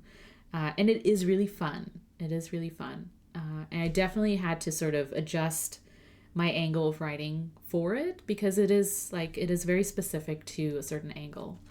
And it was kind of fun figuring it out. It works really well, and I love it. So, but cursive italic, I think, works with my natural writing a little bit better. And so that's kind of like an easy go-to. You bought 2 Kakunos right now?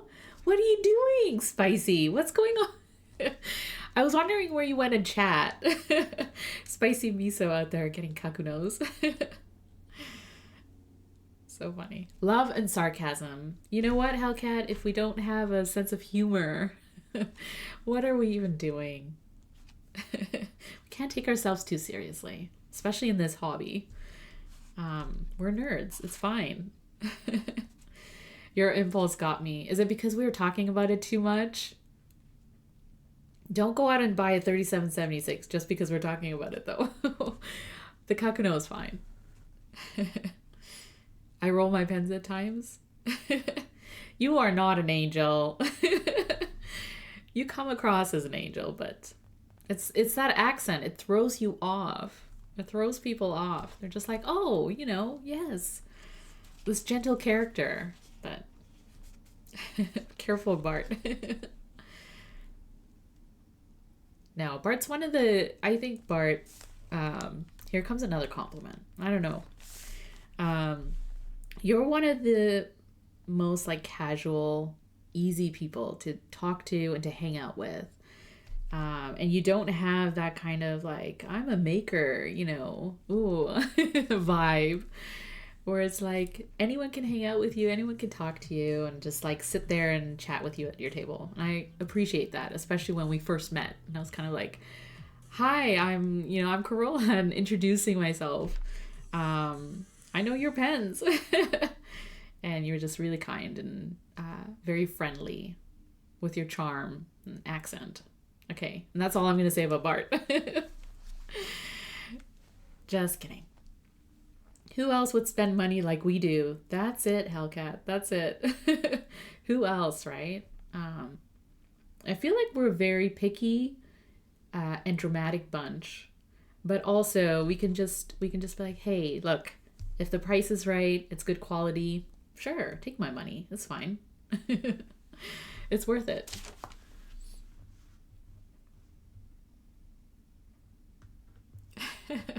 All that talk made me go by. Yeah, that's true. Papa Gal looked up the Kakunos and they were sold out. And if they weren't sold out, she'd be like, I just bought 2 panda pens. You just paid your uni fees. You should celebrate. Definitely. We'd see right through the charade. I know. I think we kind of do, but we put up with them. Oh, thanks for the follow, Sammy. Sammy-some. 2 compliments in one day. I think I'm bored. I don't know what else to say. Go buy a Powerball ticket. Yeah, you're lucky. I'd never say this much nice stuff about Bart. Never. Yeah. I'm not in the US, so I'm not paying tens of thousands of dollars. That's true. That's true. Spicy. That's, yeah. It's wild Canada also. It's too expensive. I know. I know. That's why I'm on a very low buy. Because yeah, it's like I have to justify things a little bit more, I think. Um, can't just buy because I like something, depending on the pen. So I think this is a little bit still a little wet, but that's okay. I'll let it dry.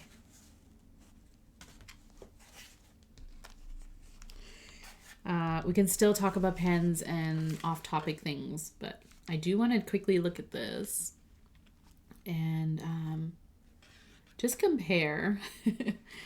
I love the color palette, actually. I think, gee, you're right. This is like a cherry blossom vibe.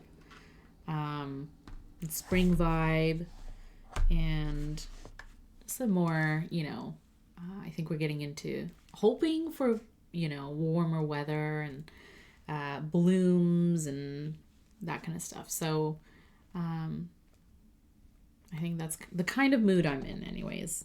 But it is very sort of gentle, muted, soft on Tomoe River Paper. But still, still pretty good on the bleed through front.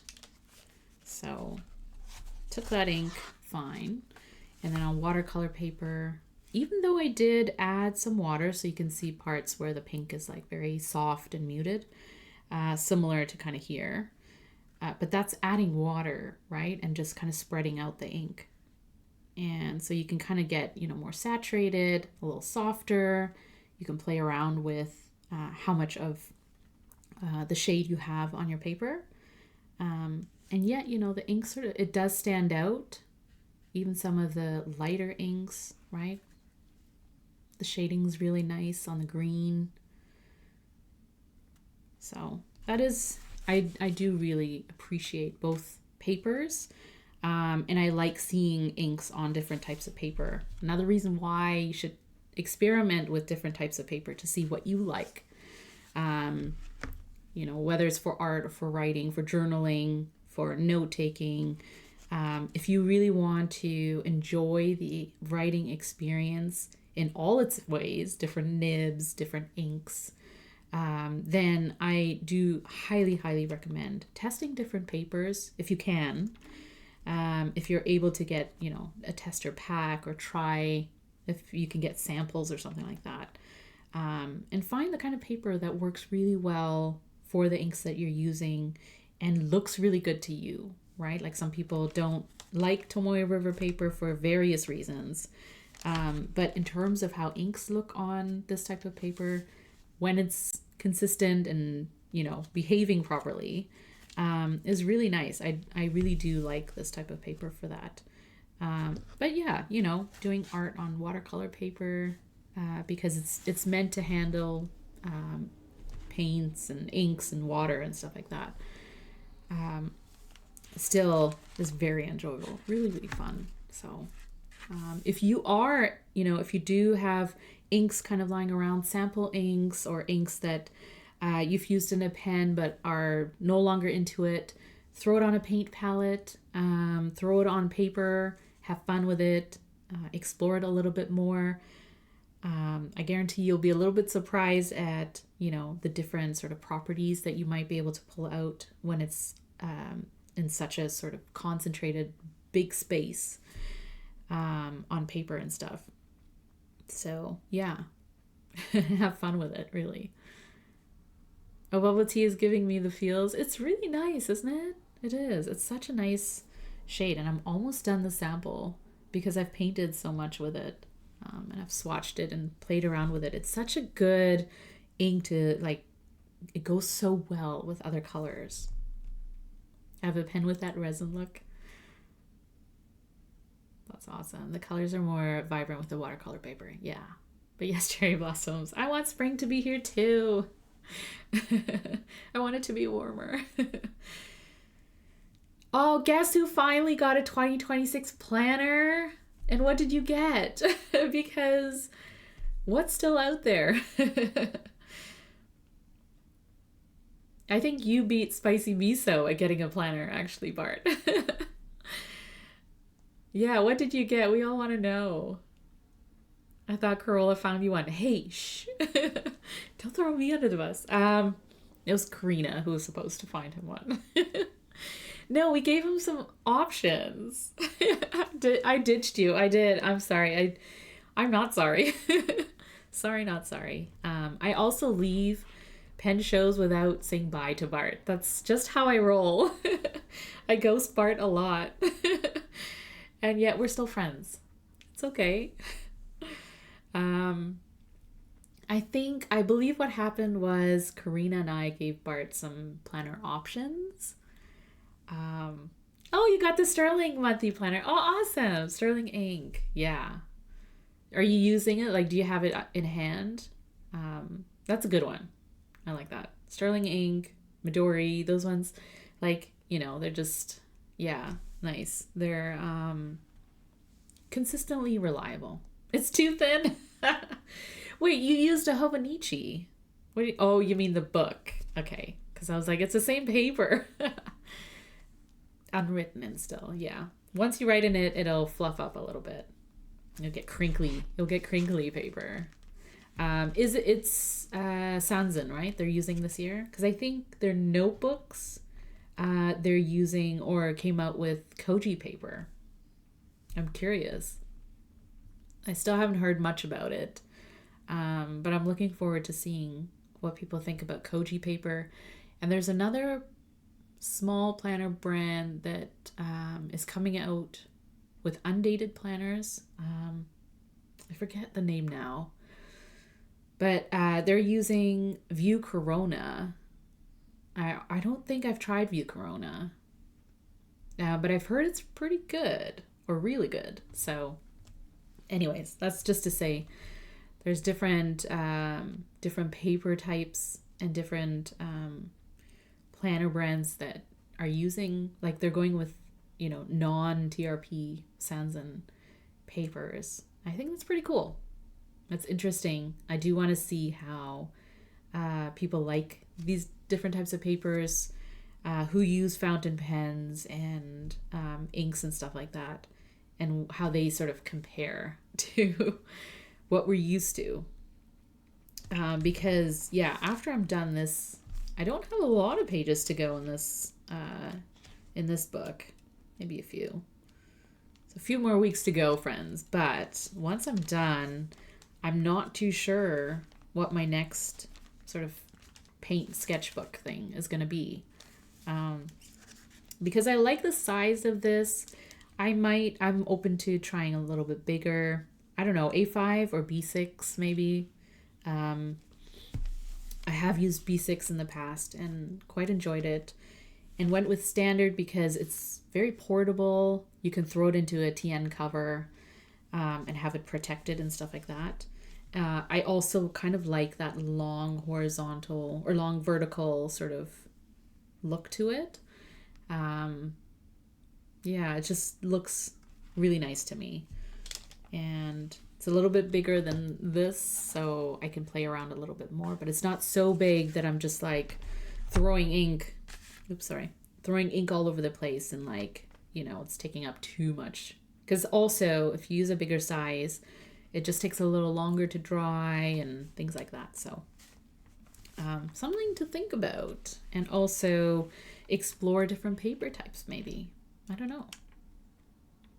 I almost got a Sterling ink pop out guy. Yeah. I used Sterling ink for the past couple of years. I had Sterling ink. I had an N2, like a week size last year.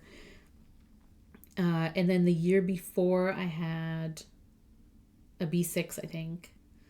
So I have used, I had a standard size. And then the year before I had a B6 because that was my first year trying it. And I like the design. It's very like minimal, classy, very lovely books.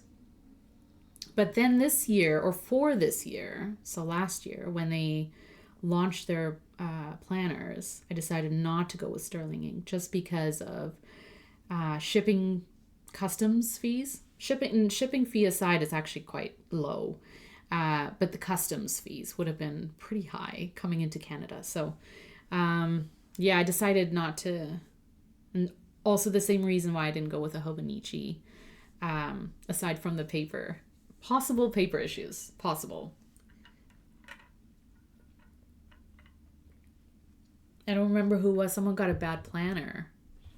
Oh no, I didn't see that. The company ignored them till the Reddit post became bigger. Or sterling ink. Yeah, that's interesting. I don't think I heard about it in just general posts or anything like that, but it's tough for, I will say it's tough for smaller brands too, especially when it comes to the paper quality and stuff, because it's out of their control in terms of like how the paper ends up behaving when it's in small cases, right? Like overall, yes, they have control over what kind of paper they're going to put in their planners or notebooks and things like that. But when it came to like the inconsistencies that we saw last year and maybe this year, I don't know.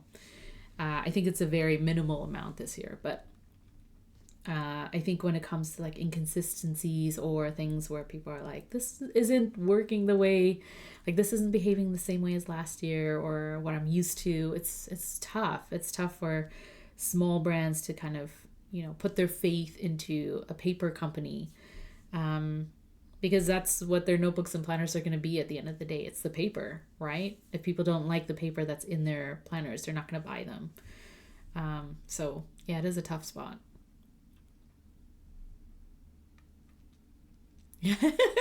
My bad, I was wrong. Spicy miso. You're spreading rumors on this very small Twitch stream. We're all just gonna go out there and talk bad about a brand that doesn't deserve it. I'm just kidding. They only offered a 15% discount if a paper sold me, say, found pen friendly, and it's not. Yeah. I know, it would be disappointing for sure. I'm not gonna be kind if you don't make it right. This is what makes you spicy, miso. Even if I like you as a small company, at the end of the day, I'm a customer. Yeah, I know. I mean, there are ways to be transparent, and there are ways to make things right if a company does come across. But I don't have a small brand, and I don't have a planner company or anything like that. But yes, as a customer, it's very important to be transparent and to make things right if you can. Right? Because otherwise, I'll just get a planner somewhere else. So yeah. Speaking of that, spicy miso, do you have a planner? Because Bart has gotten one finally in February or end of January, whenever. After the year started. I don't mean I'm gonna be mean or anything. No matter what, you have to be polite. Yeah. No. There's, like like I said, we're pretty picky. And picky, I mean, I guess like more so we have high standards in terms of quality. We need it to be fountain pen friendly, but consistently so. Some of us prefer cream paper. Some of us prefer white paper. Like we have our, I guess picky is not the right word, but we have our, what we like, right? We like certain things. And so we look for the products that fit those requirements.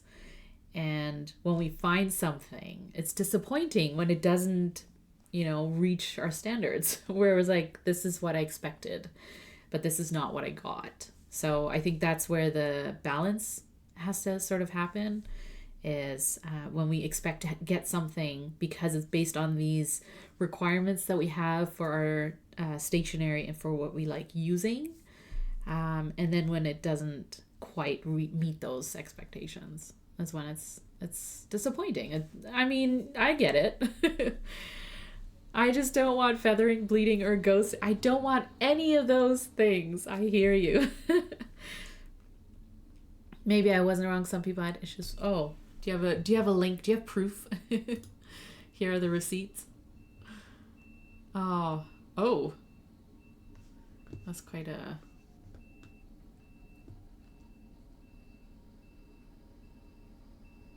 Oh, okay. Yeah, they're complaining about the paper, the TRP. A few pages would be fine. A few pages would be fine, then a few pages would bleed and feather horribly with fountain pen ink. That's not on Sterling ink, though. I will say. Like, you can be disappointed about the paper, but I wouldn't call the brand terrible or anything like that. Cosmo Air Light paper. Yeah. I haven't tried, because Cosmo Air Light is also discontinued. So I would assume that the Cosmo Air Light paper, if it's still being offered, may also be like another version of it, maybe. Unless they're just going through a stock of Cal that they have on hand, something like that, which could be possible. But I assume that, like, with any paper that's being discontinued or it's no longer being produced at the same quality and level that it was previously, I would just assume that as they cycle through it, or maybe they try and revive it in a different way and produce, version 2, that it's tough. Like, I just don't know if I trust the quality there, whoever's making it. And so, yeah, I would test the paper. And like I said, it's really hard when you expect Tomoe River Paper to act like TRP, and when it doesn't. And I think that's the whole problem with Hobonichi was, people were finding that exact problem. The inconsistencies, some papers would bleed, some papers were fine, and it would vary book to book and size of the books. I think, some certain books, the 5 years and things like that, had real problems, enough to actually get the company to to try and do something about it. Whereas I think the other types of books, they were kind of like,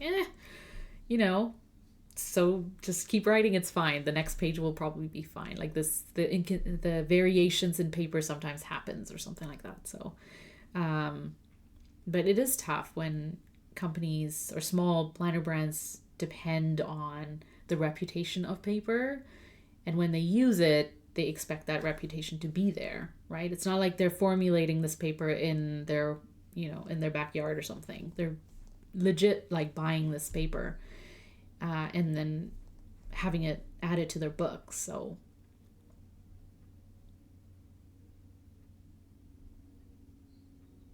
yeah, that's true. Like, if you have a complaint, don't, it's not the best experience to be ghosted or ignored. Especially if it's like a planner or something, because it needs to be functional, right? And if you're, instead of writing down your tasks, you're just hyper focusing on the fact that your ink is bleeding through, then you're obviously not, it's obviously not functioning the way that it should, right? Yeah. Customer service is really important. Like I said, transparency is really important. And trying to make something right, correcting the mistake, or whatever happened, I think that's really important. So yeah, it's just how you kind of handle these issues, because they will keep coming up. That's why we have different types of paper, right? That's why we have Like, you know, if you don't like the thin, you know, TRP or whatever, there are other types of paper you can try out.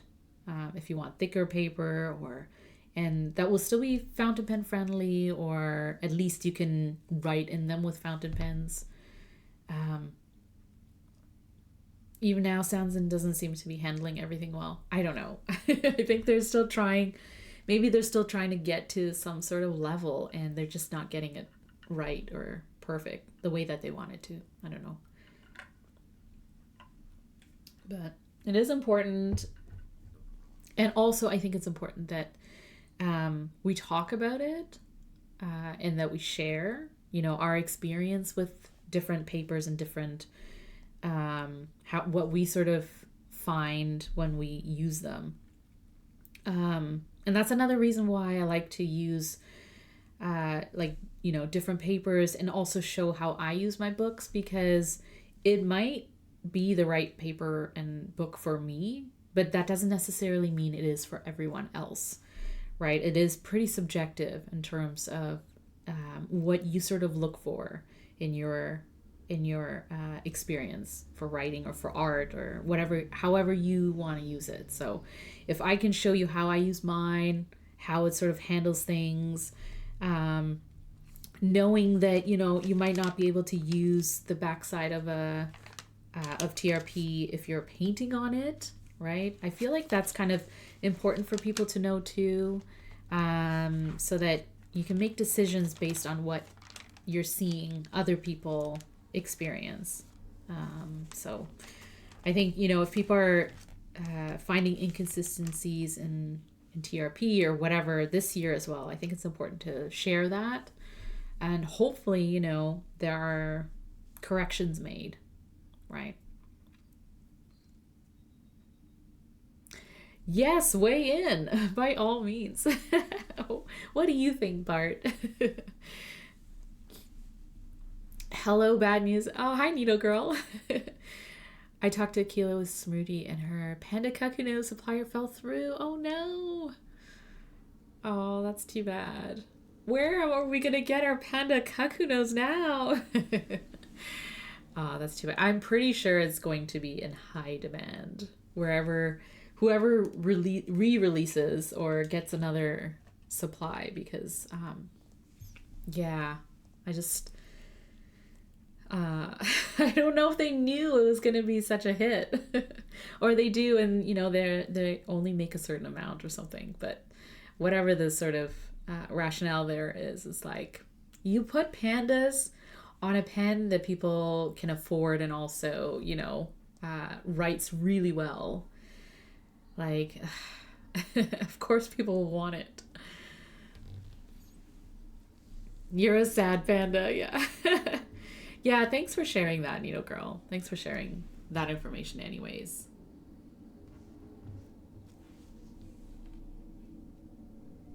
I should have bought it. But also, maybe something else will come out, right? Like, I wish we had, I wish brands would lay out what they're going to release in a year so that I know what I'm going to buy in that year. I wish I could see, you know, this is their plan for the year. So do I want a panda pen, or is something else coming out? Like maybe it's a, you know, a capybara pen or something. And yeah, I would want that. Right? Like, so maybe something else will come out. And we'll jump on that one. Spicy, you shouldn't have been in the stream. I'm sorry. I should have a warning up front, like, you may be penabled. Even though that's not the point of the stream. I can't control chat. Oh no, your stream froze. Oh no, Hellcat. I'm glad you're back though. You missed our talk about paper, I think. Now I want that. Spicy, you got 2 Kakunos. You don't need the panda one. I had a TN notebook. That feathered bad. Ooh, yeah. Was it sorry, Traveler's Company? Like, was it Midori TN insert? Or was it just a TRP? I used to think TRP was consistent. TRP was consistent when it was OG. And I think people will sort of tell you that when it was initially, when it was TRP, the OG type was consistent. But as, you know, as they made iterations and revamped it, and now it's Sanzen, I wish they would call it something else because it's not TRP. It behaves similar to it when it's really good, but it's not the same. True, there will be another Q pen. There always will be, and we will jump on it if we can. Yeah, I would love to know in advance too. I could budget better, right? Like, what's everyone releasing this year? Just let us know. Just a peek. I mainly use journals. I need a starter planner to get me organized. Yeah. Join me on Monday, Hellcat, if you can. Join my stream then. We talk planners and journals and papers and things like that. Maybe less fountain pens. Still fountain pens. But lots of planner talk. Also, that reminds me, I have to record an update on how my planners and journals are working out for me. January update with flip throughs and things like that. But I'll probably record it as like a YouTube curated video because I go through a lot of thoughts and things like that. I ramble a lot, and being able to edit it down to just like, here's the gist of how things are going is helpful, I think, for people on YouTube. But the next time I'm able to do, again, I don't know if I can do Monday because it's a holiday here in Canada, but the next time I'm able to do my sort of planner stream, yeah, I'll try and talk more about planners and stuff too. But always happy to answer questions. And chat is too as well. Zodiac Penco, the planner company world, purchased the paper from say TRP. Once claims come in, the paper printing company would file claims back with TRP. Could be anywhere from runnability, opacity, etc. So most likely it's a legal issue. No reason to be ghosted, but I'm sure they're assembling a quantity of effective planners to process the claim. Oh, okay. That's interesting. That's a good insider view. Thanks, Bart. That's interesting. So what we see as like the especially the smaller planner brands where they're just like, we need to find out what's happening, right? So I can see that. So what we see as ghosting is just them not being able to say anything about it, maybe. Yeah, that's a good take, actually. That's very helpful to know. But it doesn't mean that they're not going back to their manufacturers and trying to figure that out, right? Yeah. I can totally see that. You got Zero Panda Kakunos. I know. Oh, Tomoe River Traveler's Notebook insert. Yeah. I know. It sucks when it's like you get it for your TN or whatever, and you expect it to behave a certain way. Yeah. Disappointing. With my tinfoil hat, Hobonichi are getting the good TRP. Most of the good ones. I still think that there was a little bit of talk about, I think a few people still saw some issues with their Hobonichi, but not on the scale as last year, I don't think. Unless we're not seeing people complain as much. But it just seems, from what I can see, less issues. Maybe still some issues, but maybe less. Oh, yeah, the new SD Bestie is cute. Let's talk about that. I think that's super cute. I think it's a great idea. The SD Bestie just rolls off your tongue too. Like, way to go. I like the pink. I definitely like the pink. Let's see. Do they still have it up? Is it still available? Is it still available? Don't buy this because you're in the stream, okay? Let's just look. We're not gonna buy it though. Spicy miso. Oh, and there's ink, right? I totally forgot about that. Has anyone seen swatches, like in real life swatches? Oh, there's no picture of the swatch, but yeah, that's cool. Yeah. Oh, whoa. Purple, sugar plum purple, or bubblegum pink. What do we think? I don't know. The purple's kind of nice too, though. It's that if this is real life, like if this is how dark it is, or you know, if this is true to what it really looks like, it's a pretty dark purple, which I don't mind. I actually kind of like that dark purple. It's not like a bright like violet, you know. Whereas this pink is like a bright pink. I love it. It's so fun. And maybe if I had this type of pen, I could ink it up with like one of my bright pink inks. I don't know. I like both. I do like the dark purple just because it's darker, but the pink is like, it is bubblegum. This is so fun. It's so hard to, I wonder what the ink looks like. It would have to be pretty bright, right? Kind of looks like it would be bright. Yeah. Oh, thanks for subscribing, Hellcat. I do share the replays of my stream there. So if you like miss out on parts or you miss it or whatever, you can always watch the replay either on Twitch or YouTube.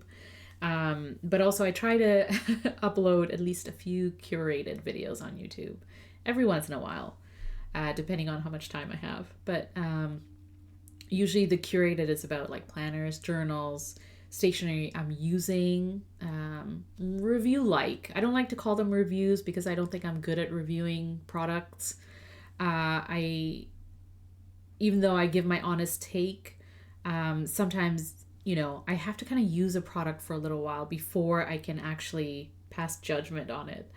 And so by that time, I end up doing videos where it's like, this is how I'm using it. If it's useful, I'll probably give you my take on whether it's useful or not.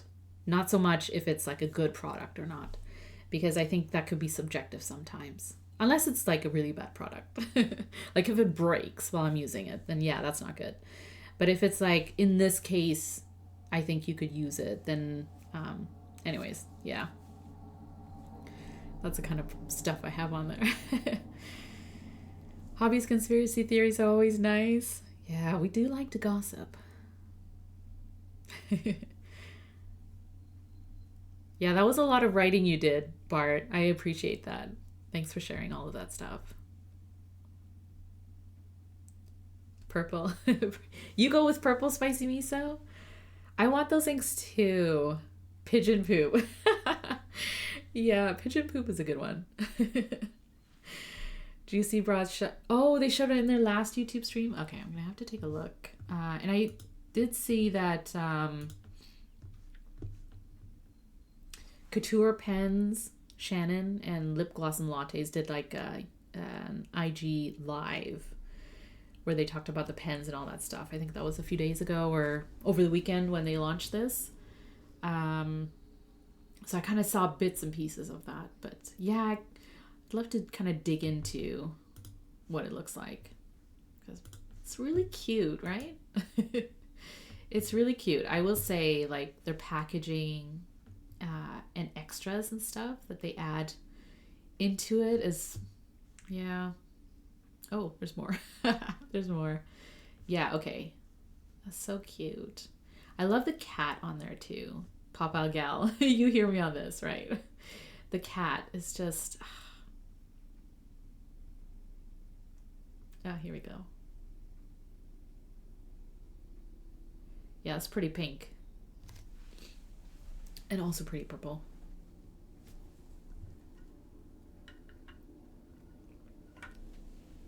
Bestie.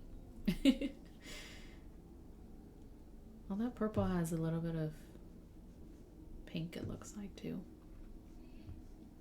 Very cool. Yeah, the cat is adorable. Now, only if they had pandas. If they had pandas on their SD, I don't I don't know. Not really my colors, but I do think it's cute. Yeah. Like at the end of the day, I don't know if I would own one, but I think it's pretty on point. I think it's really fun. I think it's really bright and cheery. Yeah. So, I can see why it would do really well. Or it would be really fun. Yeah.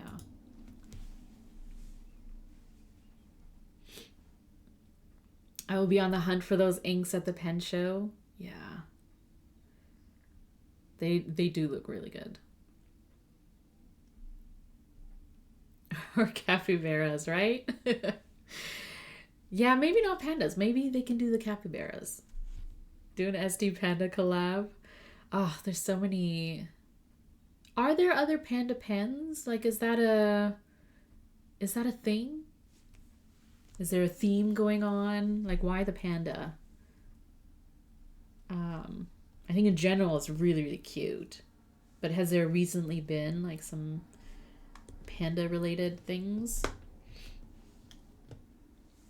I love the panda though.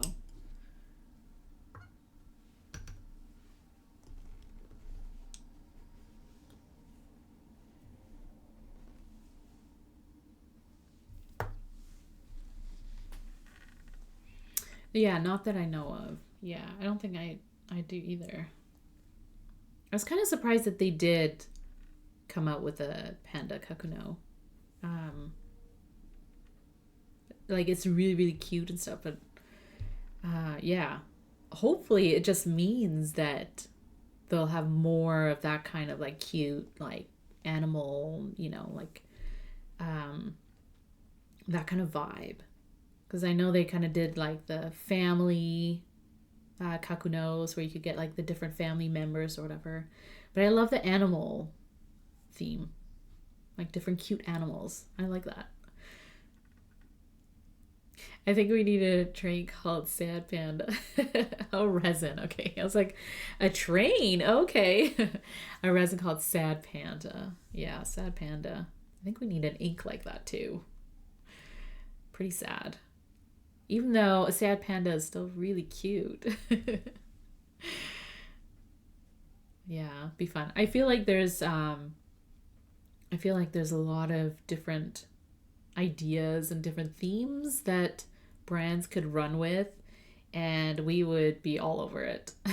I think there's so much more that brands can do that, yeah. I know, autocorrect. I know, I hear you. Especially, I feel like on like when I'm watching Twitch on my phone, it's just like trying to type things out and, you know, trying to get words in there and autocorrects or like just does not spell things correctly, right? Like my thumb's just trying to put in letters and it doesn't work. It's all good though. Yeah, what ink color would it be? Sad panda. It has to be like a gray, right?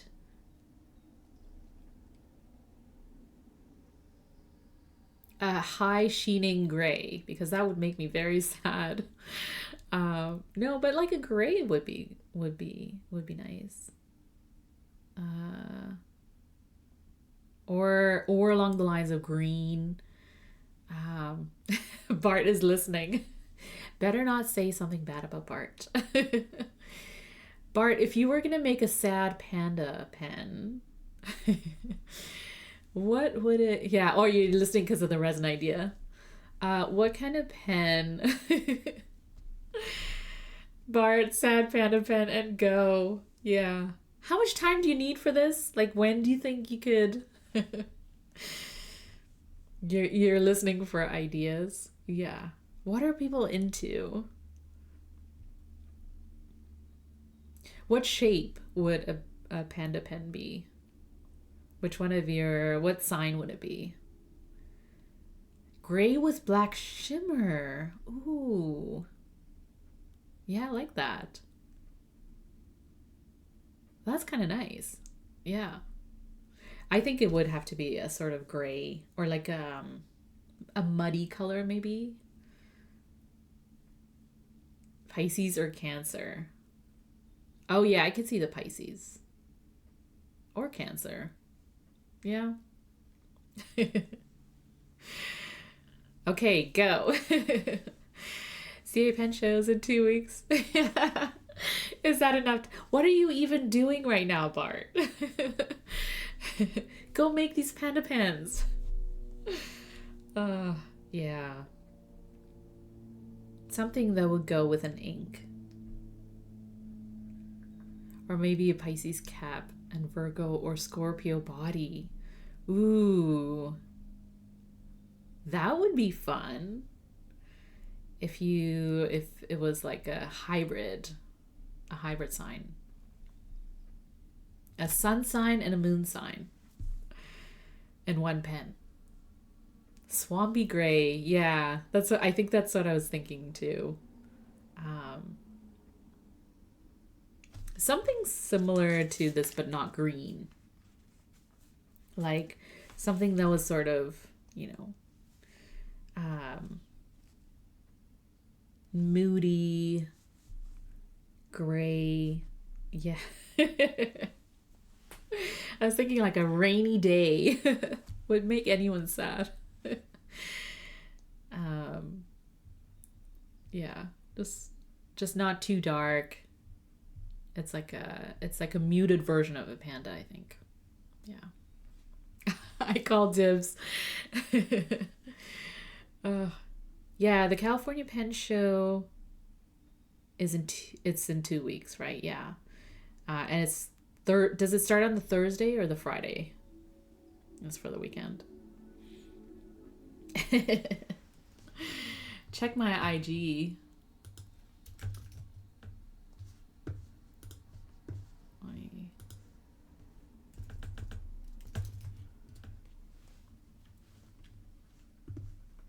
Oops.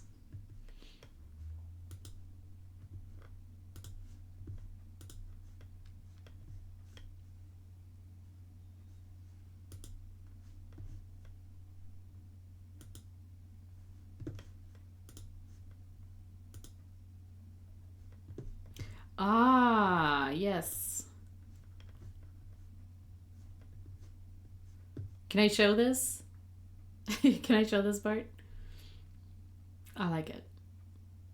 That is actually kind of cool.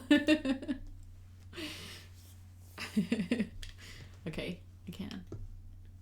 Bart says it's okay. Nice, right? Yeah, yeah. I think you have to, if you send photos, Spicy Miso will tell you how to do that. You have to upload it to something and link it, and yeah, it is nice, right? Very cool. I like the solid black cap. And then the body is like fun. I like that. That's very nice.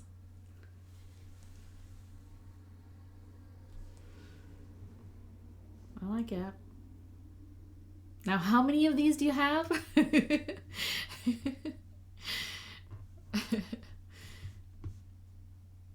And where are you going to be with them?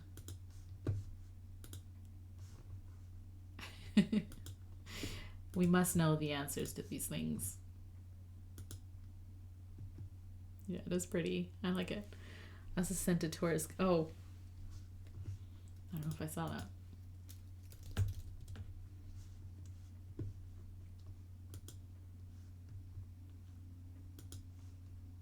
Oh, okay, here. Is that one? Oh, I like that too. I think I like the first one better because it seems more, it's more like a fun sort of play on it. This is just like a really nice pen, but I like the panda aspect of the first one, especially with a solid black cap. Like something about that is just like very sleek. Yeah, very sleek.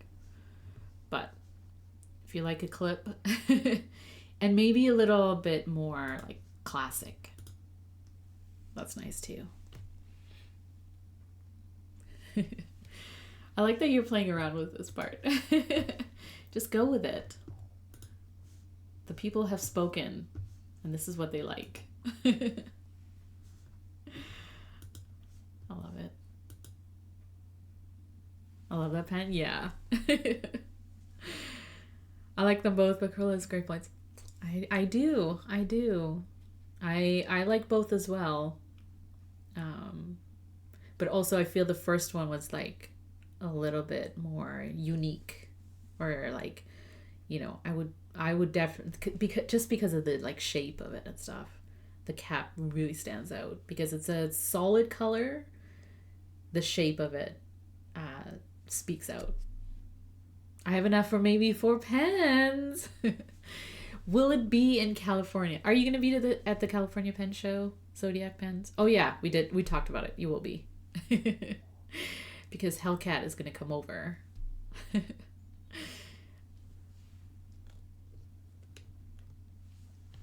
Dibs. The clipped one. Oh my goodness. You'll have to if you have those at the pen show, you have to share it. You have to let us know. Send photos. I liked both. Yeah, Indy, I agree. I like both. I think it would be one of those like in-person vibes where you're like, one's like a classic, sort of classy look. The other one's like just a fun, like unique look. You're beside Pen Realm? You're beside Kirk? Oh no, you're in trouble, Kirk. Oh. Kirk likes to party.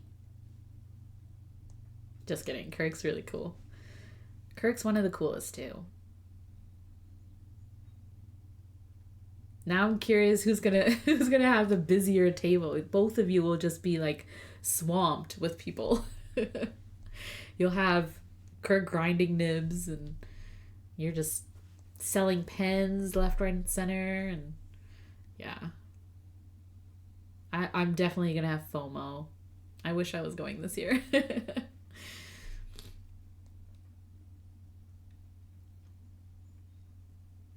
Yeah, that is a lot of trouble, right? If SF was any indication of how much trouble those two can get into. You missed the first one. Yeah, the California Pen Show was really fun last year. It was better than the year before, and that was still like, I think it was the first time they did with a new organizers. But then last year was really fun. And that's where I met Bart. So there you go. Yeah, it was really fun. So I'm sure this year is going to be another step up. So have fun. Have fun without me. It'll be good. They stuck you in the back corner. But you were also in the back corner at the SF Pen Show, and that was like the happening spot. So I think you can party up. Trouble for the pocketbook. Maybe that it's good that we're not going. Yeah. Too much trouble. Both of them. Dromgool's across from you. That's cool. Yeah. Don't play innocent. So much trouble. Survive and get a nib crowned a few steps away. It's actually quite convenient to do it that way, I think. Because you can get like, you can buy the pen, get like a stock nib or something. Or, right, get the pen, go over to Pen Realm and get the engraved, I don't know if he's doing a commemorative California Pen Show nib, but he does for most shows, or the shows that he goes to, and you could get a engraved or like special nib, get a ground, and then it's like such a special pen, right? That's the experience. That's a pen show experience. Yeah. Yes, or buy a pen with a pre-ground nib. Yeah. You could do that too. And also Zodiac pens, you have the colored nib. Do you have colored nibs? I'm just making it up now. Oh, you had the gold, like a gold plated one or whatever.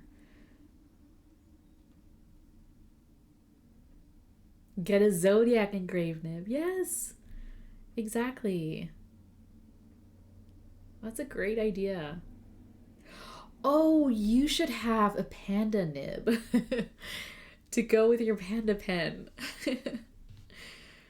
We're just making it more complicated than it has to be because we like to do that. You have rose gold, black, and gold steel. Okay, yeah. Which one did I keep your gold one in here? No, I have no nib in this. Because I had the broad cursive italic, but I took it out to clean it, so. But I did like the gold steel in that because it depends on how your pen, like the resin of your pen and the colors and stuff.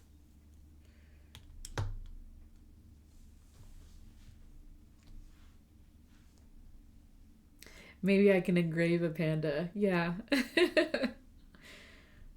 Or just like the top of the panda kind of peeking out. So when you're looking at the nib, it's like peeking out from.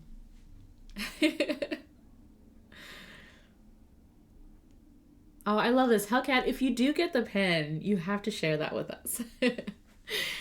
Somehow send me a photo or it's like share on stream or something because that would be so cool.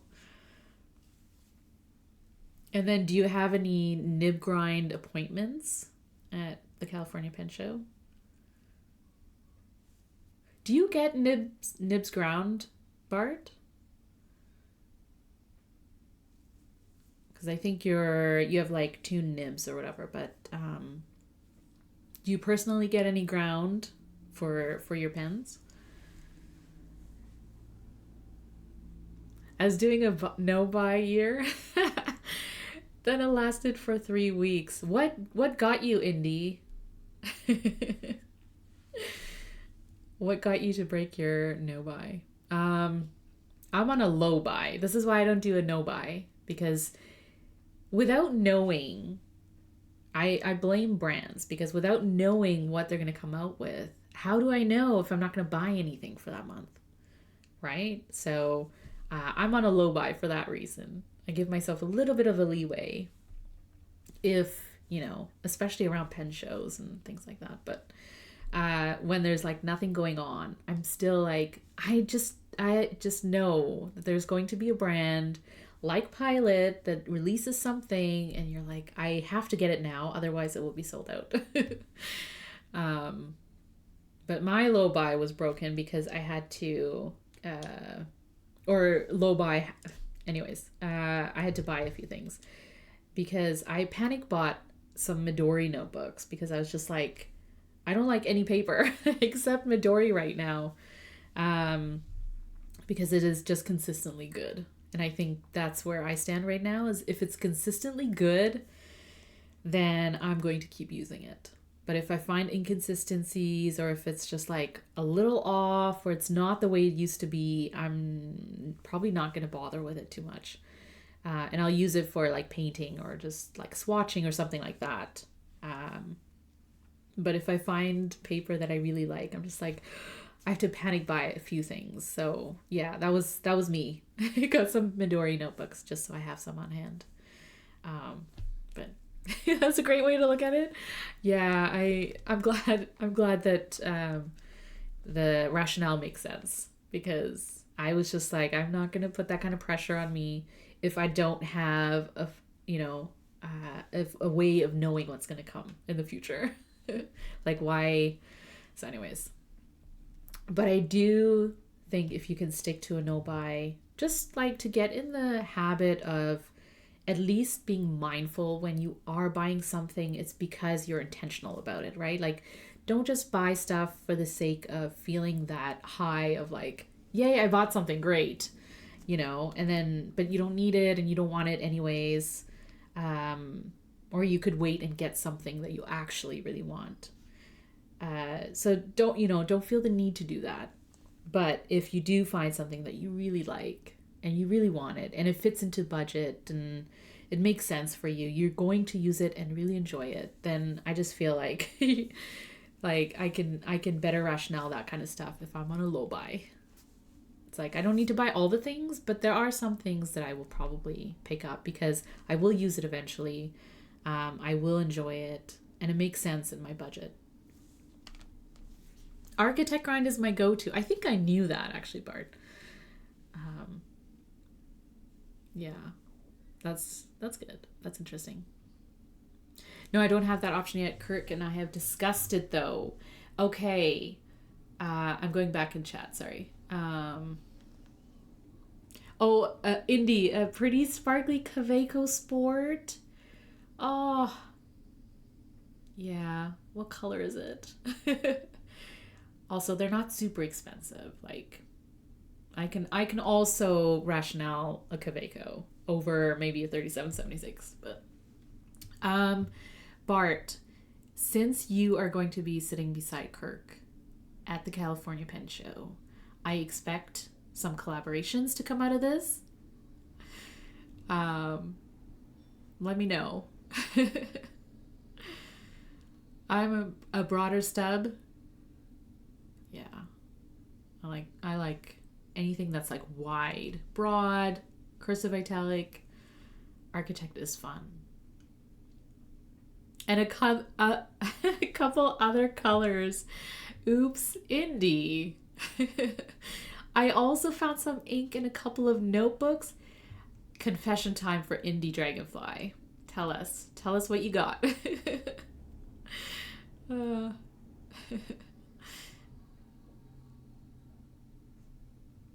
Have you ever tried Yamamoto paper? Yes, I have tried. Yamamoto paper makes different types of papers as well. I have their bank paper, loose leaf. I have a few paper pads from Yamamoto paper. I also have paper tasting pads from them, at least one. And then I have this that sits on my desk. And it is the paper, I guess it's not branded, but it's their paper tasting at pen shows when they went to the SF pen show. I don't know if they do this at every pen show that they're at, but at the SF pen show, you were able to get these sort of blocks of paper and choose which one you wanted and then add them into this box. So there's 5 different papers. I tried them. So there's like bank paper, but also Yamamoto bank paper. And Kinkakuden, Sheep Clouds Bond, Champion Copy, and Kinkakuden Super White. So I think I had 5 in here, and then I got a few to just like test. So I like that they do that. I like that and then at the SF pen show, the last SF pen show actually, I got the Canopus paper in notebook form from Yamamoto paper, and that's their version of Cosmo Air Light, or of similar to that paper. Maybe it's not like meant to be the replacement, but it's similar to that kind of paper. It's actually quite nice. So I like Canopus notebook is great for swatching. Yeah, I agree. I had some fun with it, and painting in it as well. Like, it's a great quality for that, and I like that the texture of it is great for painting as well. Is something going on with Midori notebooks? No, Pawpaw Gal, as far as I know anyways. But I figured that I wanted to have certain sizes on hand. And then the other thing with Midori is they make like their TN inserts, the cream paper, the lightweight paper.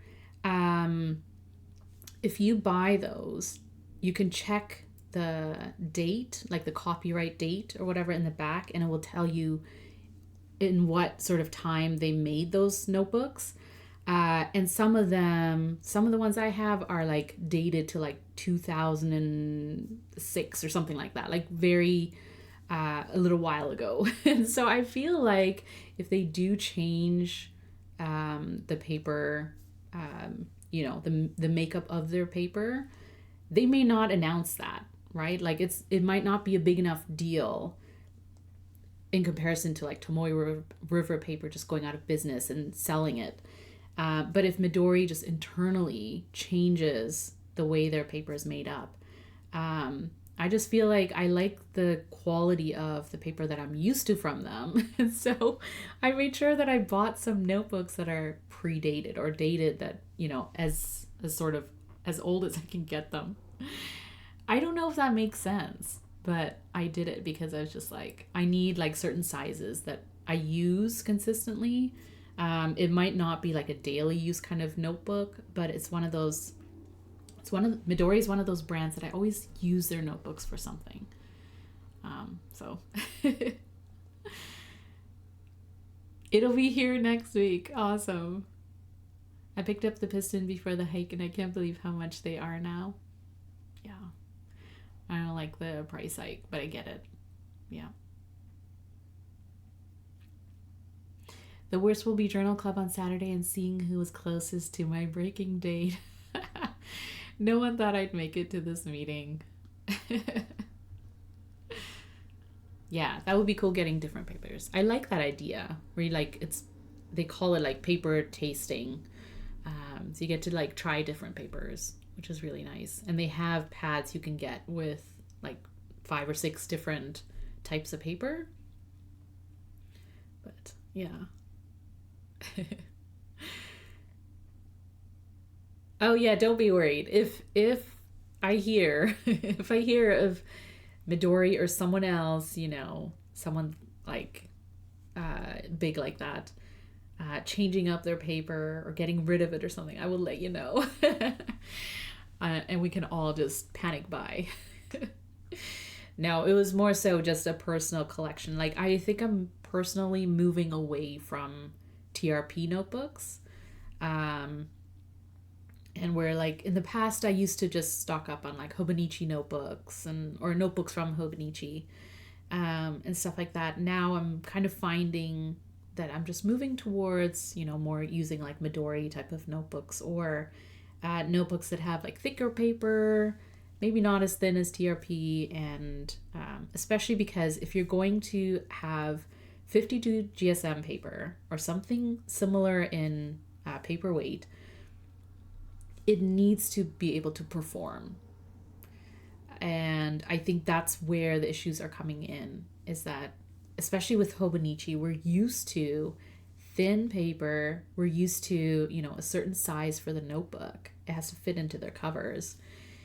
And but getting that paper weight, being able to perform to what we're used to in OG TRP, I think that's where the challenges are coming in.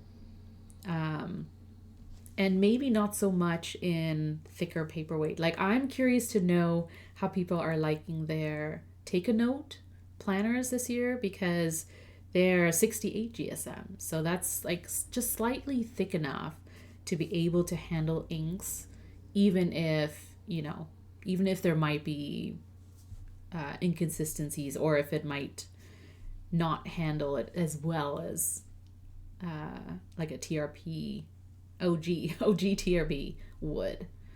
And maybe that's just where the formulation is like lacking now, is that you can't get 52 GSM but also have the performance that we're used to, or that they got in the past.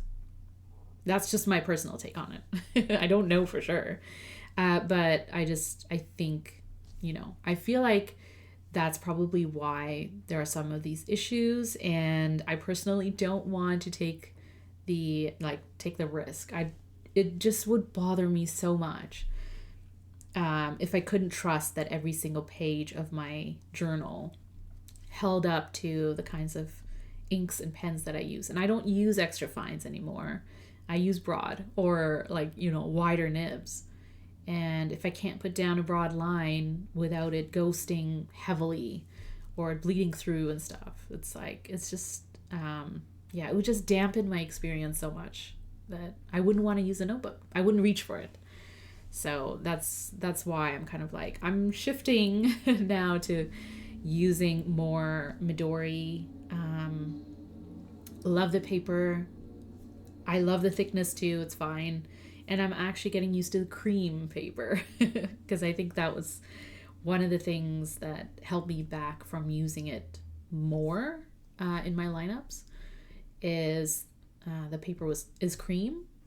And I'm used to more of like a stark white. But now that I've been using a plotter, I've been using Midori like TN inserts, and the cream, the off-white, or even Hobonichi Weeks. If you use the Weeks, the paper is sort of an off-white, more cream-based color. And I've been using it so much now that it's gotten, it doesn't bother me anymore. It doesn't stand out as like, oh, this is not white paper. Like I don't notice it as much. So that's why I'm more into, I'm a little bit more into Midori. I'm leaning more into different kinds of paper that may not be white. And that's fine. Yeah. You're a big italic fan. Nice. That's cool. I love that you guys are working something out. I can't wait to see what happens at the California Pen Show.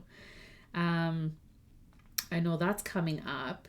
And then, is there another show before then? Maybe not. It's a California Pen Show, and then there's a few shows, and then there's the SF Stationery Fest in March, which I wished you were going to, G. And also everyone else, but that's going to be fun. I'm going to that one. That's end of March. And just, a lot of shows coming up, I think. All the big ones coming up in the summer and later on in the year as well. So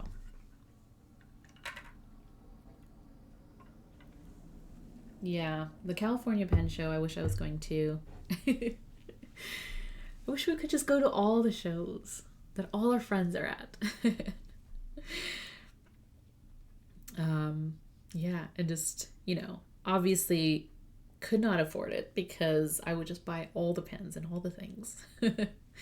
But it's also kind of just nice to hang out and get to meet people, get to talk to people, chat about inks and pens and stuff like that. So it will be interesting. We're only in February, so it'll be interesting to see not just what like products companies release or brands release, but also what kind of paper starts to trend. And so we'll see more of it, right? And what brands start to come out with that are pivoting away maybe from certain types of paper or certain products that might be a little pricey, right? You need to move to California for part of the year and then Canada for the other part. Yeah. Though I wish that we had a West Coast Pen Show in Canada, which we don't. So that we need to work on. That would be so fun. Sir Cobalt, I want to go to Stationery Fest, but not sure if I'll get to. Yeah. Class registrations are open.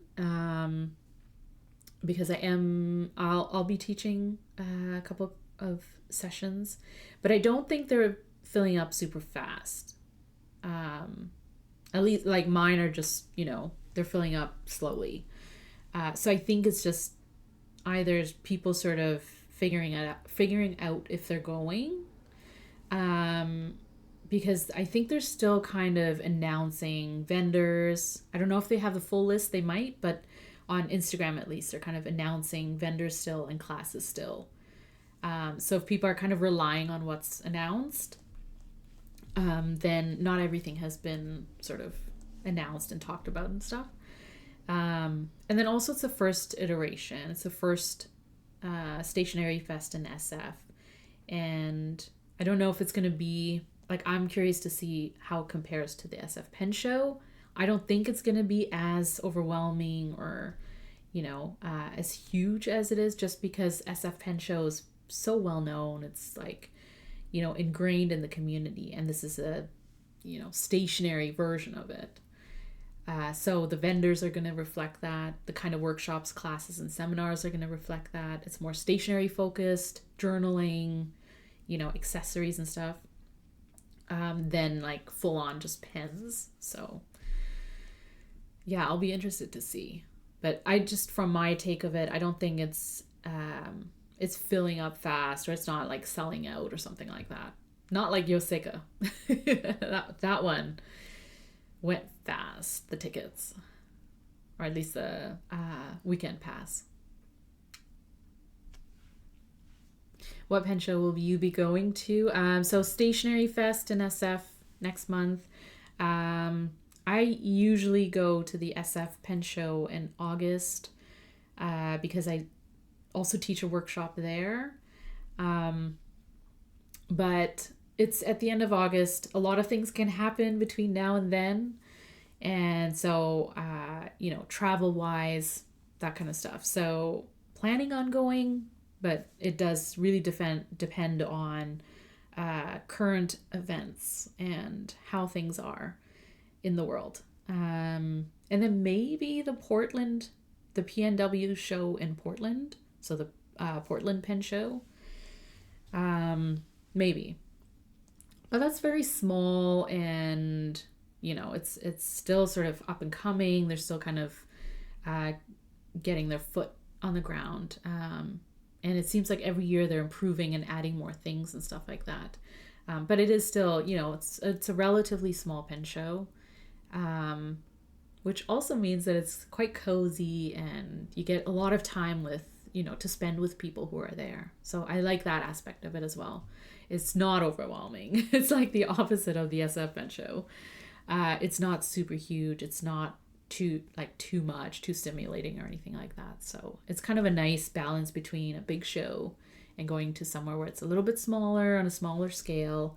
But it's also, you get to talk and chat and hang out with people, which is really nice, right? I have to see if I get to go so I can attend one of your classes. You're always welcome, Sir Cobalt. You know that. They're always fun. Oh, thanks so much. I'd also like to see how Stationery Fest compares to the pen show, for sure. I'll be doing a comparison, for sure. Because I think a lot of people are going to be curious. And also, depending on how this one goes, I think that'll set them up for next year, whether they'll do it again or somewhere else. I'm on the west coast of Canada, so I'm in British Columbia. So that's why for me it makes sense to attend the West Coast shows, California, and even just traveling to the East Coast it just takes, it's expensive. It takes longer. I have to sort of account for the time in traveling and stuff. So it's just a little harder for me. I got the show ink from last year's PNW show. Yes. It's a really, really nice, it's a really nice color. Mulberry, what's it called? Mulberry? But it's like a really nice plum color. My classes are a blast. Thank you. I appreciate you. But I do try to make them fun because I feel like if you're at a pen show or an event, classes and workshops are a great break from the overwhelming sort of, need to be shopping and looking at products. And it's very stimulating. It's very overwhelming at times. And I feel like classes and workshops should be the place where you get to play with the stuff, where you get to play with, stationery and get to learn new techniques. So if you are going to pick up new tools at the show, this is a nice way of learning how to use them in different ways, right? So at the very least, I hope people, when they attend classes, they're able to walk away with, a new way of doing something, a new technique or like a fun way of getting to play with their stationery. Because if we're not enjoying our stationery, then like, what's the point, right? What are we doing? Why are we breaking our no-buys? So yeah, that's why I like to try and like make my classes really like just fun, engaging, or you can just like chill, hang out for a bit, do it later, you know. But at least you get to see a demonstration of like using stationery in a fun, like non-intense way. Because I don't do intense. I don't do like, you know, highly technical, educational kind of thing. I do a very like, you know, intuitive, go with the flow, have fun, no pressure, low expectations. Oregon Marionberry. Yes, thank you, Bart. Yes. I was like, what? It's a really, really nice plum color. Very berry-like. Yeah. Yeah, but if you have any questions, let me know. If not, you know, we hung out for quite a bit chatting about it. Yeah, I like to do. I have a bottle. It's a small bottle though, so like I've used it. I've inked up my pens a couple of times. Oh, I think I have it in my currently inked. I've inked up a couple of times, but I'm kind of like, it's a small bottle. Oh yeah, there it is.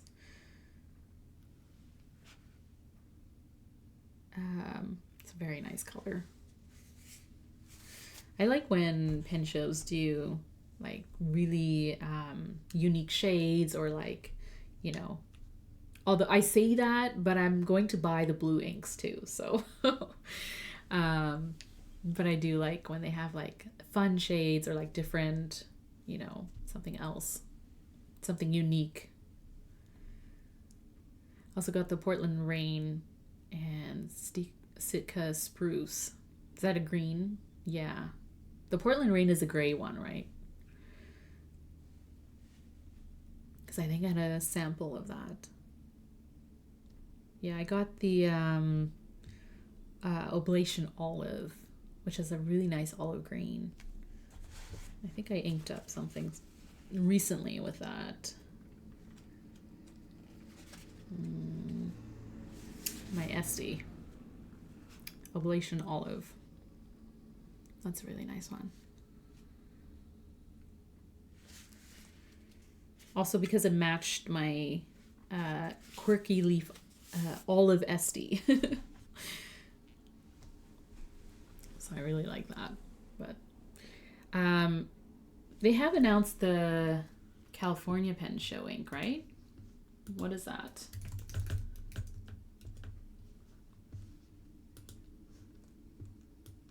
Nope. Deny.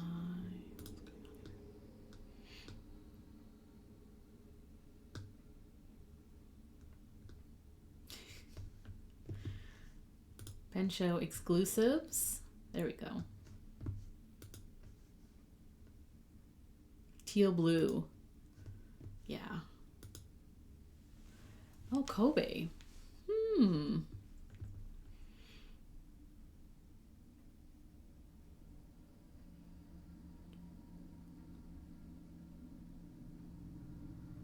Okay. Have you seen a swatch of it? Maybe they have it on Instagram. But a teal blue, I do like teals. That would be kind of nice. I like the box too. It's kind of cool. Very cool.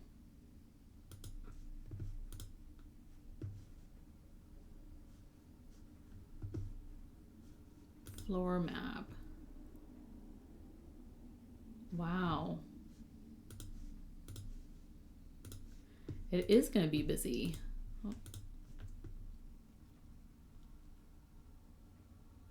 Oh my. There's quite a lot going on here. Wow. That's good. Or, you know, hopefully it's not too much, but it's good that it's sort of, you know, picking up and inactivity. There we go. Zodiac Pen Company, bringing up the rear. That'll be fun. There's some really good, aside from Zodiac Pen Company and Pen Realm, some interesting ones. Bungu Box. They have some great inks. Oh, Zodiac, Bart, Bungu Box. You should see if they have Tears of Alice. We have Gina, Custom Nib Studio. If you want to get a nib grind and you can't get it from Kirk or you want something else. What else? Yeah, Drum Goals. Yeah, Everyday Explorers is always a good one because they have fun stamps. Galen Leather. They will usually bring notebooks and stuff with them. So that's where, can you see? No. Sorry, the window's in the way, but that's where this notebook is from. So Galen Leather has really nice covers and notebooks. Hachimanjia, some fun inks and notebooks as well.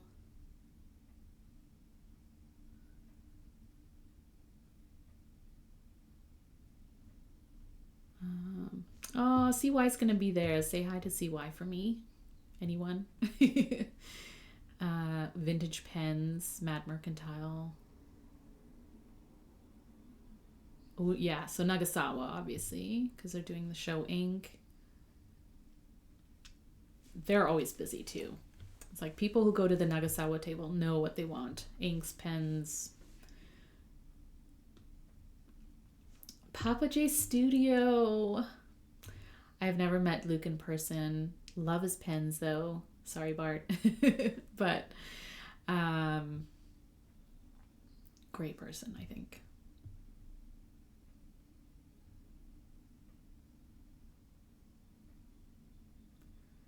What else? Really cool. Go to Pilot and check out all their nibs. Try out all their nibs. That's what I do. It's great. I love that you can try out like all kinds of nibs too. Find the one that you like, right? And that way, if you are spending the money on their pens or similar, you at least get an idea of the kind of nib that you like. Shown Design. Skogsy. We like Skogsy, right, Bart? We like Skogsy. Oh, the Gentleman Stationer. Awesome.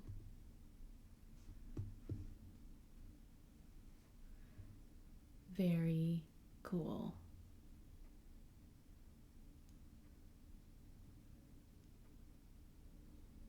Yeah. And Zodiac Pen Company. Very cool. So many good vendors. All good vendors. So many fun people.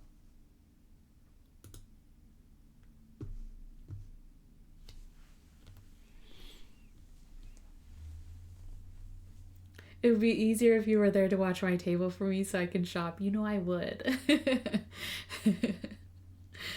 I would definitely do that. You need to make a list for someone. Yep. We're allowed to have multiple maker friends. Pop Gal, do you even know Bart? You are not allowed. I'm kidding. Of course we are. We're all friends. Bart and Zach are actually best friends. So I want to try and get in on this club. I want to go. Let's go. No, I am excited. If you are going to California Pen Show or any pen show really this year, it's going to be fun. Some great vendors. Oh, something my yeah, California Pen Show, I think they've stepped up their game even more since last year. It's not going to be the same in the way that I won't be there, but it looks like it's going to be a lot of fun. So Try not to have too much fun. You tried to get her to come? Ah. Oh. Yeah. Yeah, it's not that we don't want to. It's, you know, it's just one of those things. That's cool though. It looks like it's gonna be a lot of fun. So stationery fest. SF stationery fest. Now I'm just wasting time, so if you have to go, definitely hop off. But if you just want to look at pen shows and stationery fests, let's do that. Just for a little bit, and then I gotta go have lunch. But this is the San Francisco Stationery Fest, end of March, and I just want to see if they have the full list of exhibitors or vendor. Yeah, exhibitors. Okay. Here we go.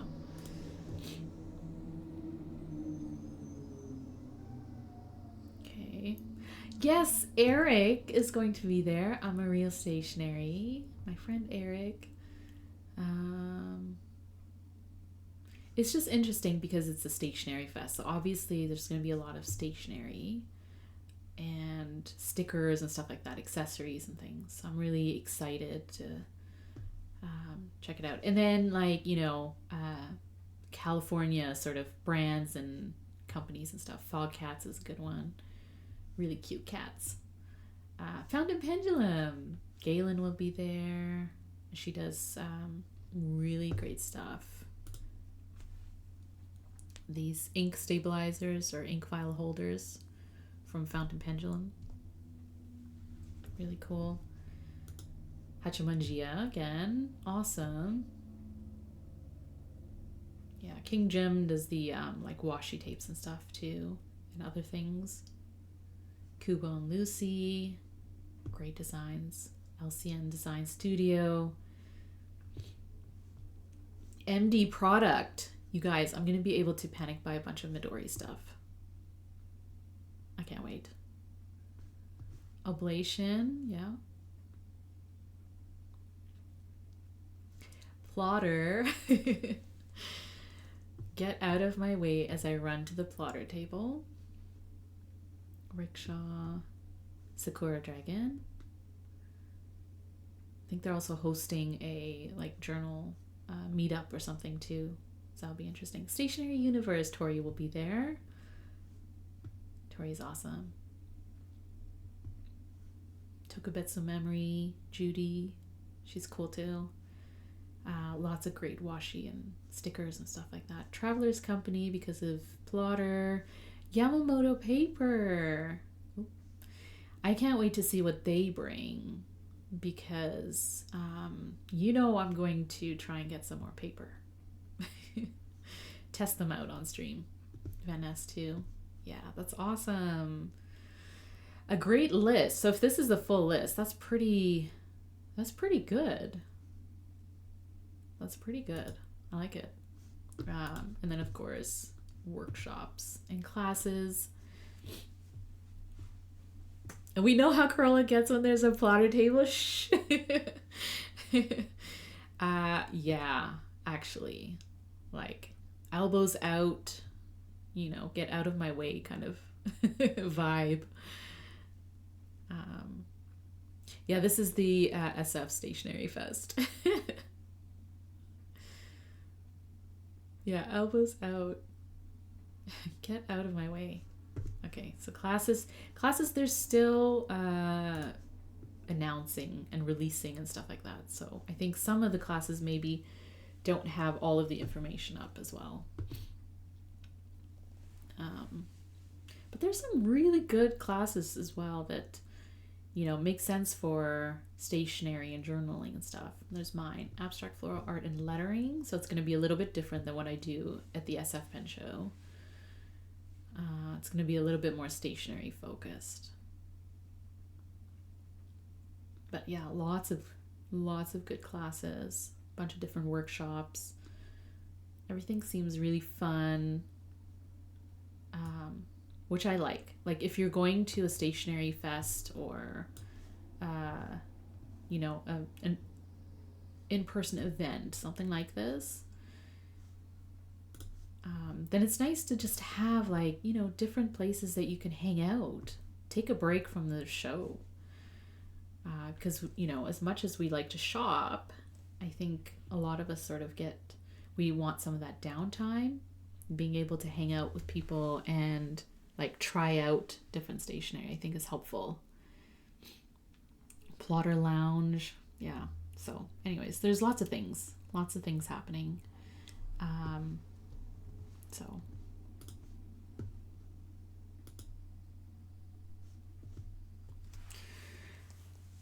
I was like this when SF doors open and I beeline straight I used to realize beeline straight to the Zodiac Bengo table. Yeah. Yes, there's an entire plotter lounge. I think Traveler's Company too is doing some sort of meetup, or I think I saw that here. Oh yeah.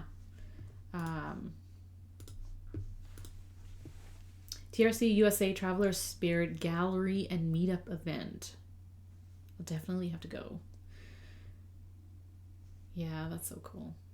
And April and Job will be there. They're always so fun. And it's free. That's awesome. So you can go and like try out different things. Very cool. I will be there. Okay, did more coffee. I'll be human again soon. You know what it is, Indy? I think I need a coffee. I had a coffee this morning while I was watching the Pen Addict Twitch stream. Then I had a tea, but I feel like I'm coming back sort of down that hill. Also, I need food, but it is all good. I like hanging out with all of you, whether it's my stream or someone else's stream. I feel like we always, you know, we vibe really well together. Everyone in chat and hanging out and having fun and talking about stuff and sharing. I also just noticed that Spicy Miso dropped off. Probably buying more kakunos. I don't know. And blaming us for it. I'm thrilled that you're moving to this. I am too. I'm really, I'm excited. I'm also nervous because I don't know whoever else, like I don't know who else is going from the community. Aside from, you know, Eric and April and Job and stuff. But I'm excited because I am very curious to see how it's going to go compared to the SF Pen show. So that's going to be my sort of, you know, aside from teaching, my main focus is to experience it the way that, you know, they want to sort of put it out there. And then, yeah, compare it to the Pen show and see, you know, where they differ, because obviously the vendor list, you can see that it's more focused on like stationery and pen accessories and stuff like that. So that'll be really interesting. Very cool. And yeah, so I'm just very curious and interested. So I always have one in the morning and another in the afternoon. Yeah, I try to stick to 2 coffees a day and a tea or so in between. And a green tea or some sort of herbal tea as well. But I think it's like just having like a warm cup, right, of coffee or tea during the winter, and just when it's like blah outside, rainy and gross. I feel like it's just so comforting. But it also keeps us alive. You have more coffee brewing. Yeah, okay. I always have a cup in the morning and more in the afternoon if needed. It's needed. Yeah, it's that kind of Friday. It's that kind or Friday.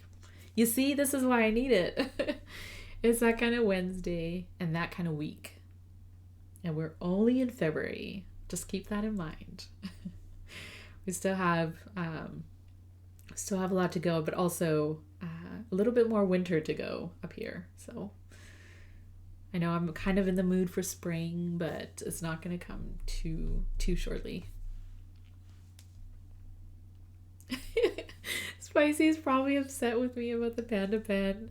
I think spicy miso definitely went through something there, you know. Um, but it's all good. It's all in good fun. It's all with love and sarcasm, as Hellcat said. But at the end of the day, I appreciate you, and you know, this is a community, and we stick together, and we just have a little bit of fun together, right? Today's been so much fun. Thank you, friends. I definitely feel a lot lighter, a lot better, a lot happier. I'm really happy with this sort of color palette too. So hopefully that brightened up your day a little bit.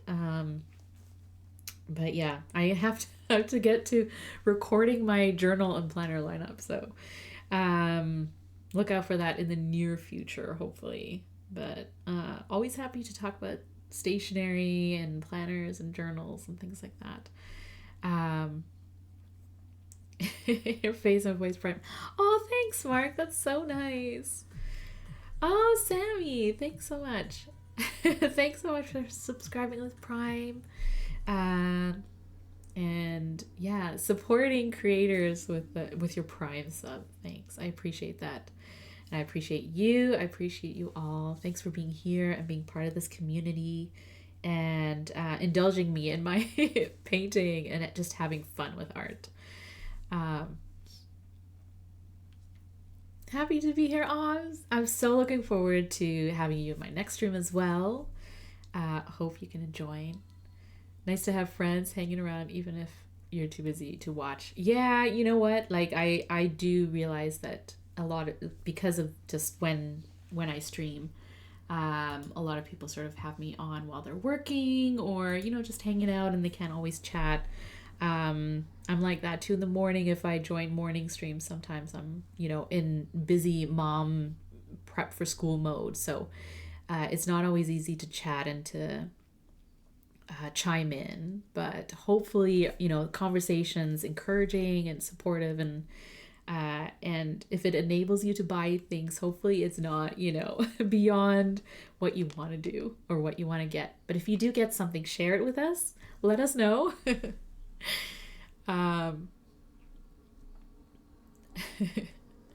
But yes, have a wonderful week. Go to check out YouTube now. Thank you. I appreciate that.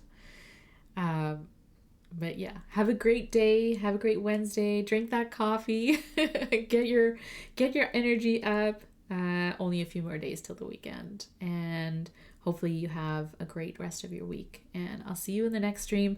Yeah, again, not sure what my next Monday is a holiday in Canada, so I'm not sure if I'll be able to stream, but I'll keep everyone updated on Instagram. If you follow me there from Corolla, then you'll know when I'm gonna stream next, but definitely next Wednesday. So either way, I'll see you in a week or in a few days. Yeah, I will go get some food and some coffee. But yes, have a great week. I appreciate you, friends. I'll see you next time, okay? Have a good one. Go play with your stationery.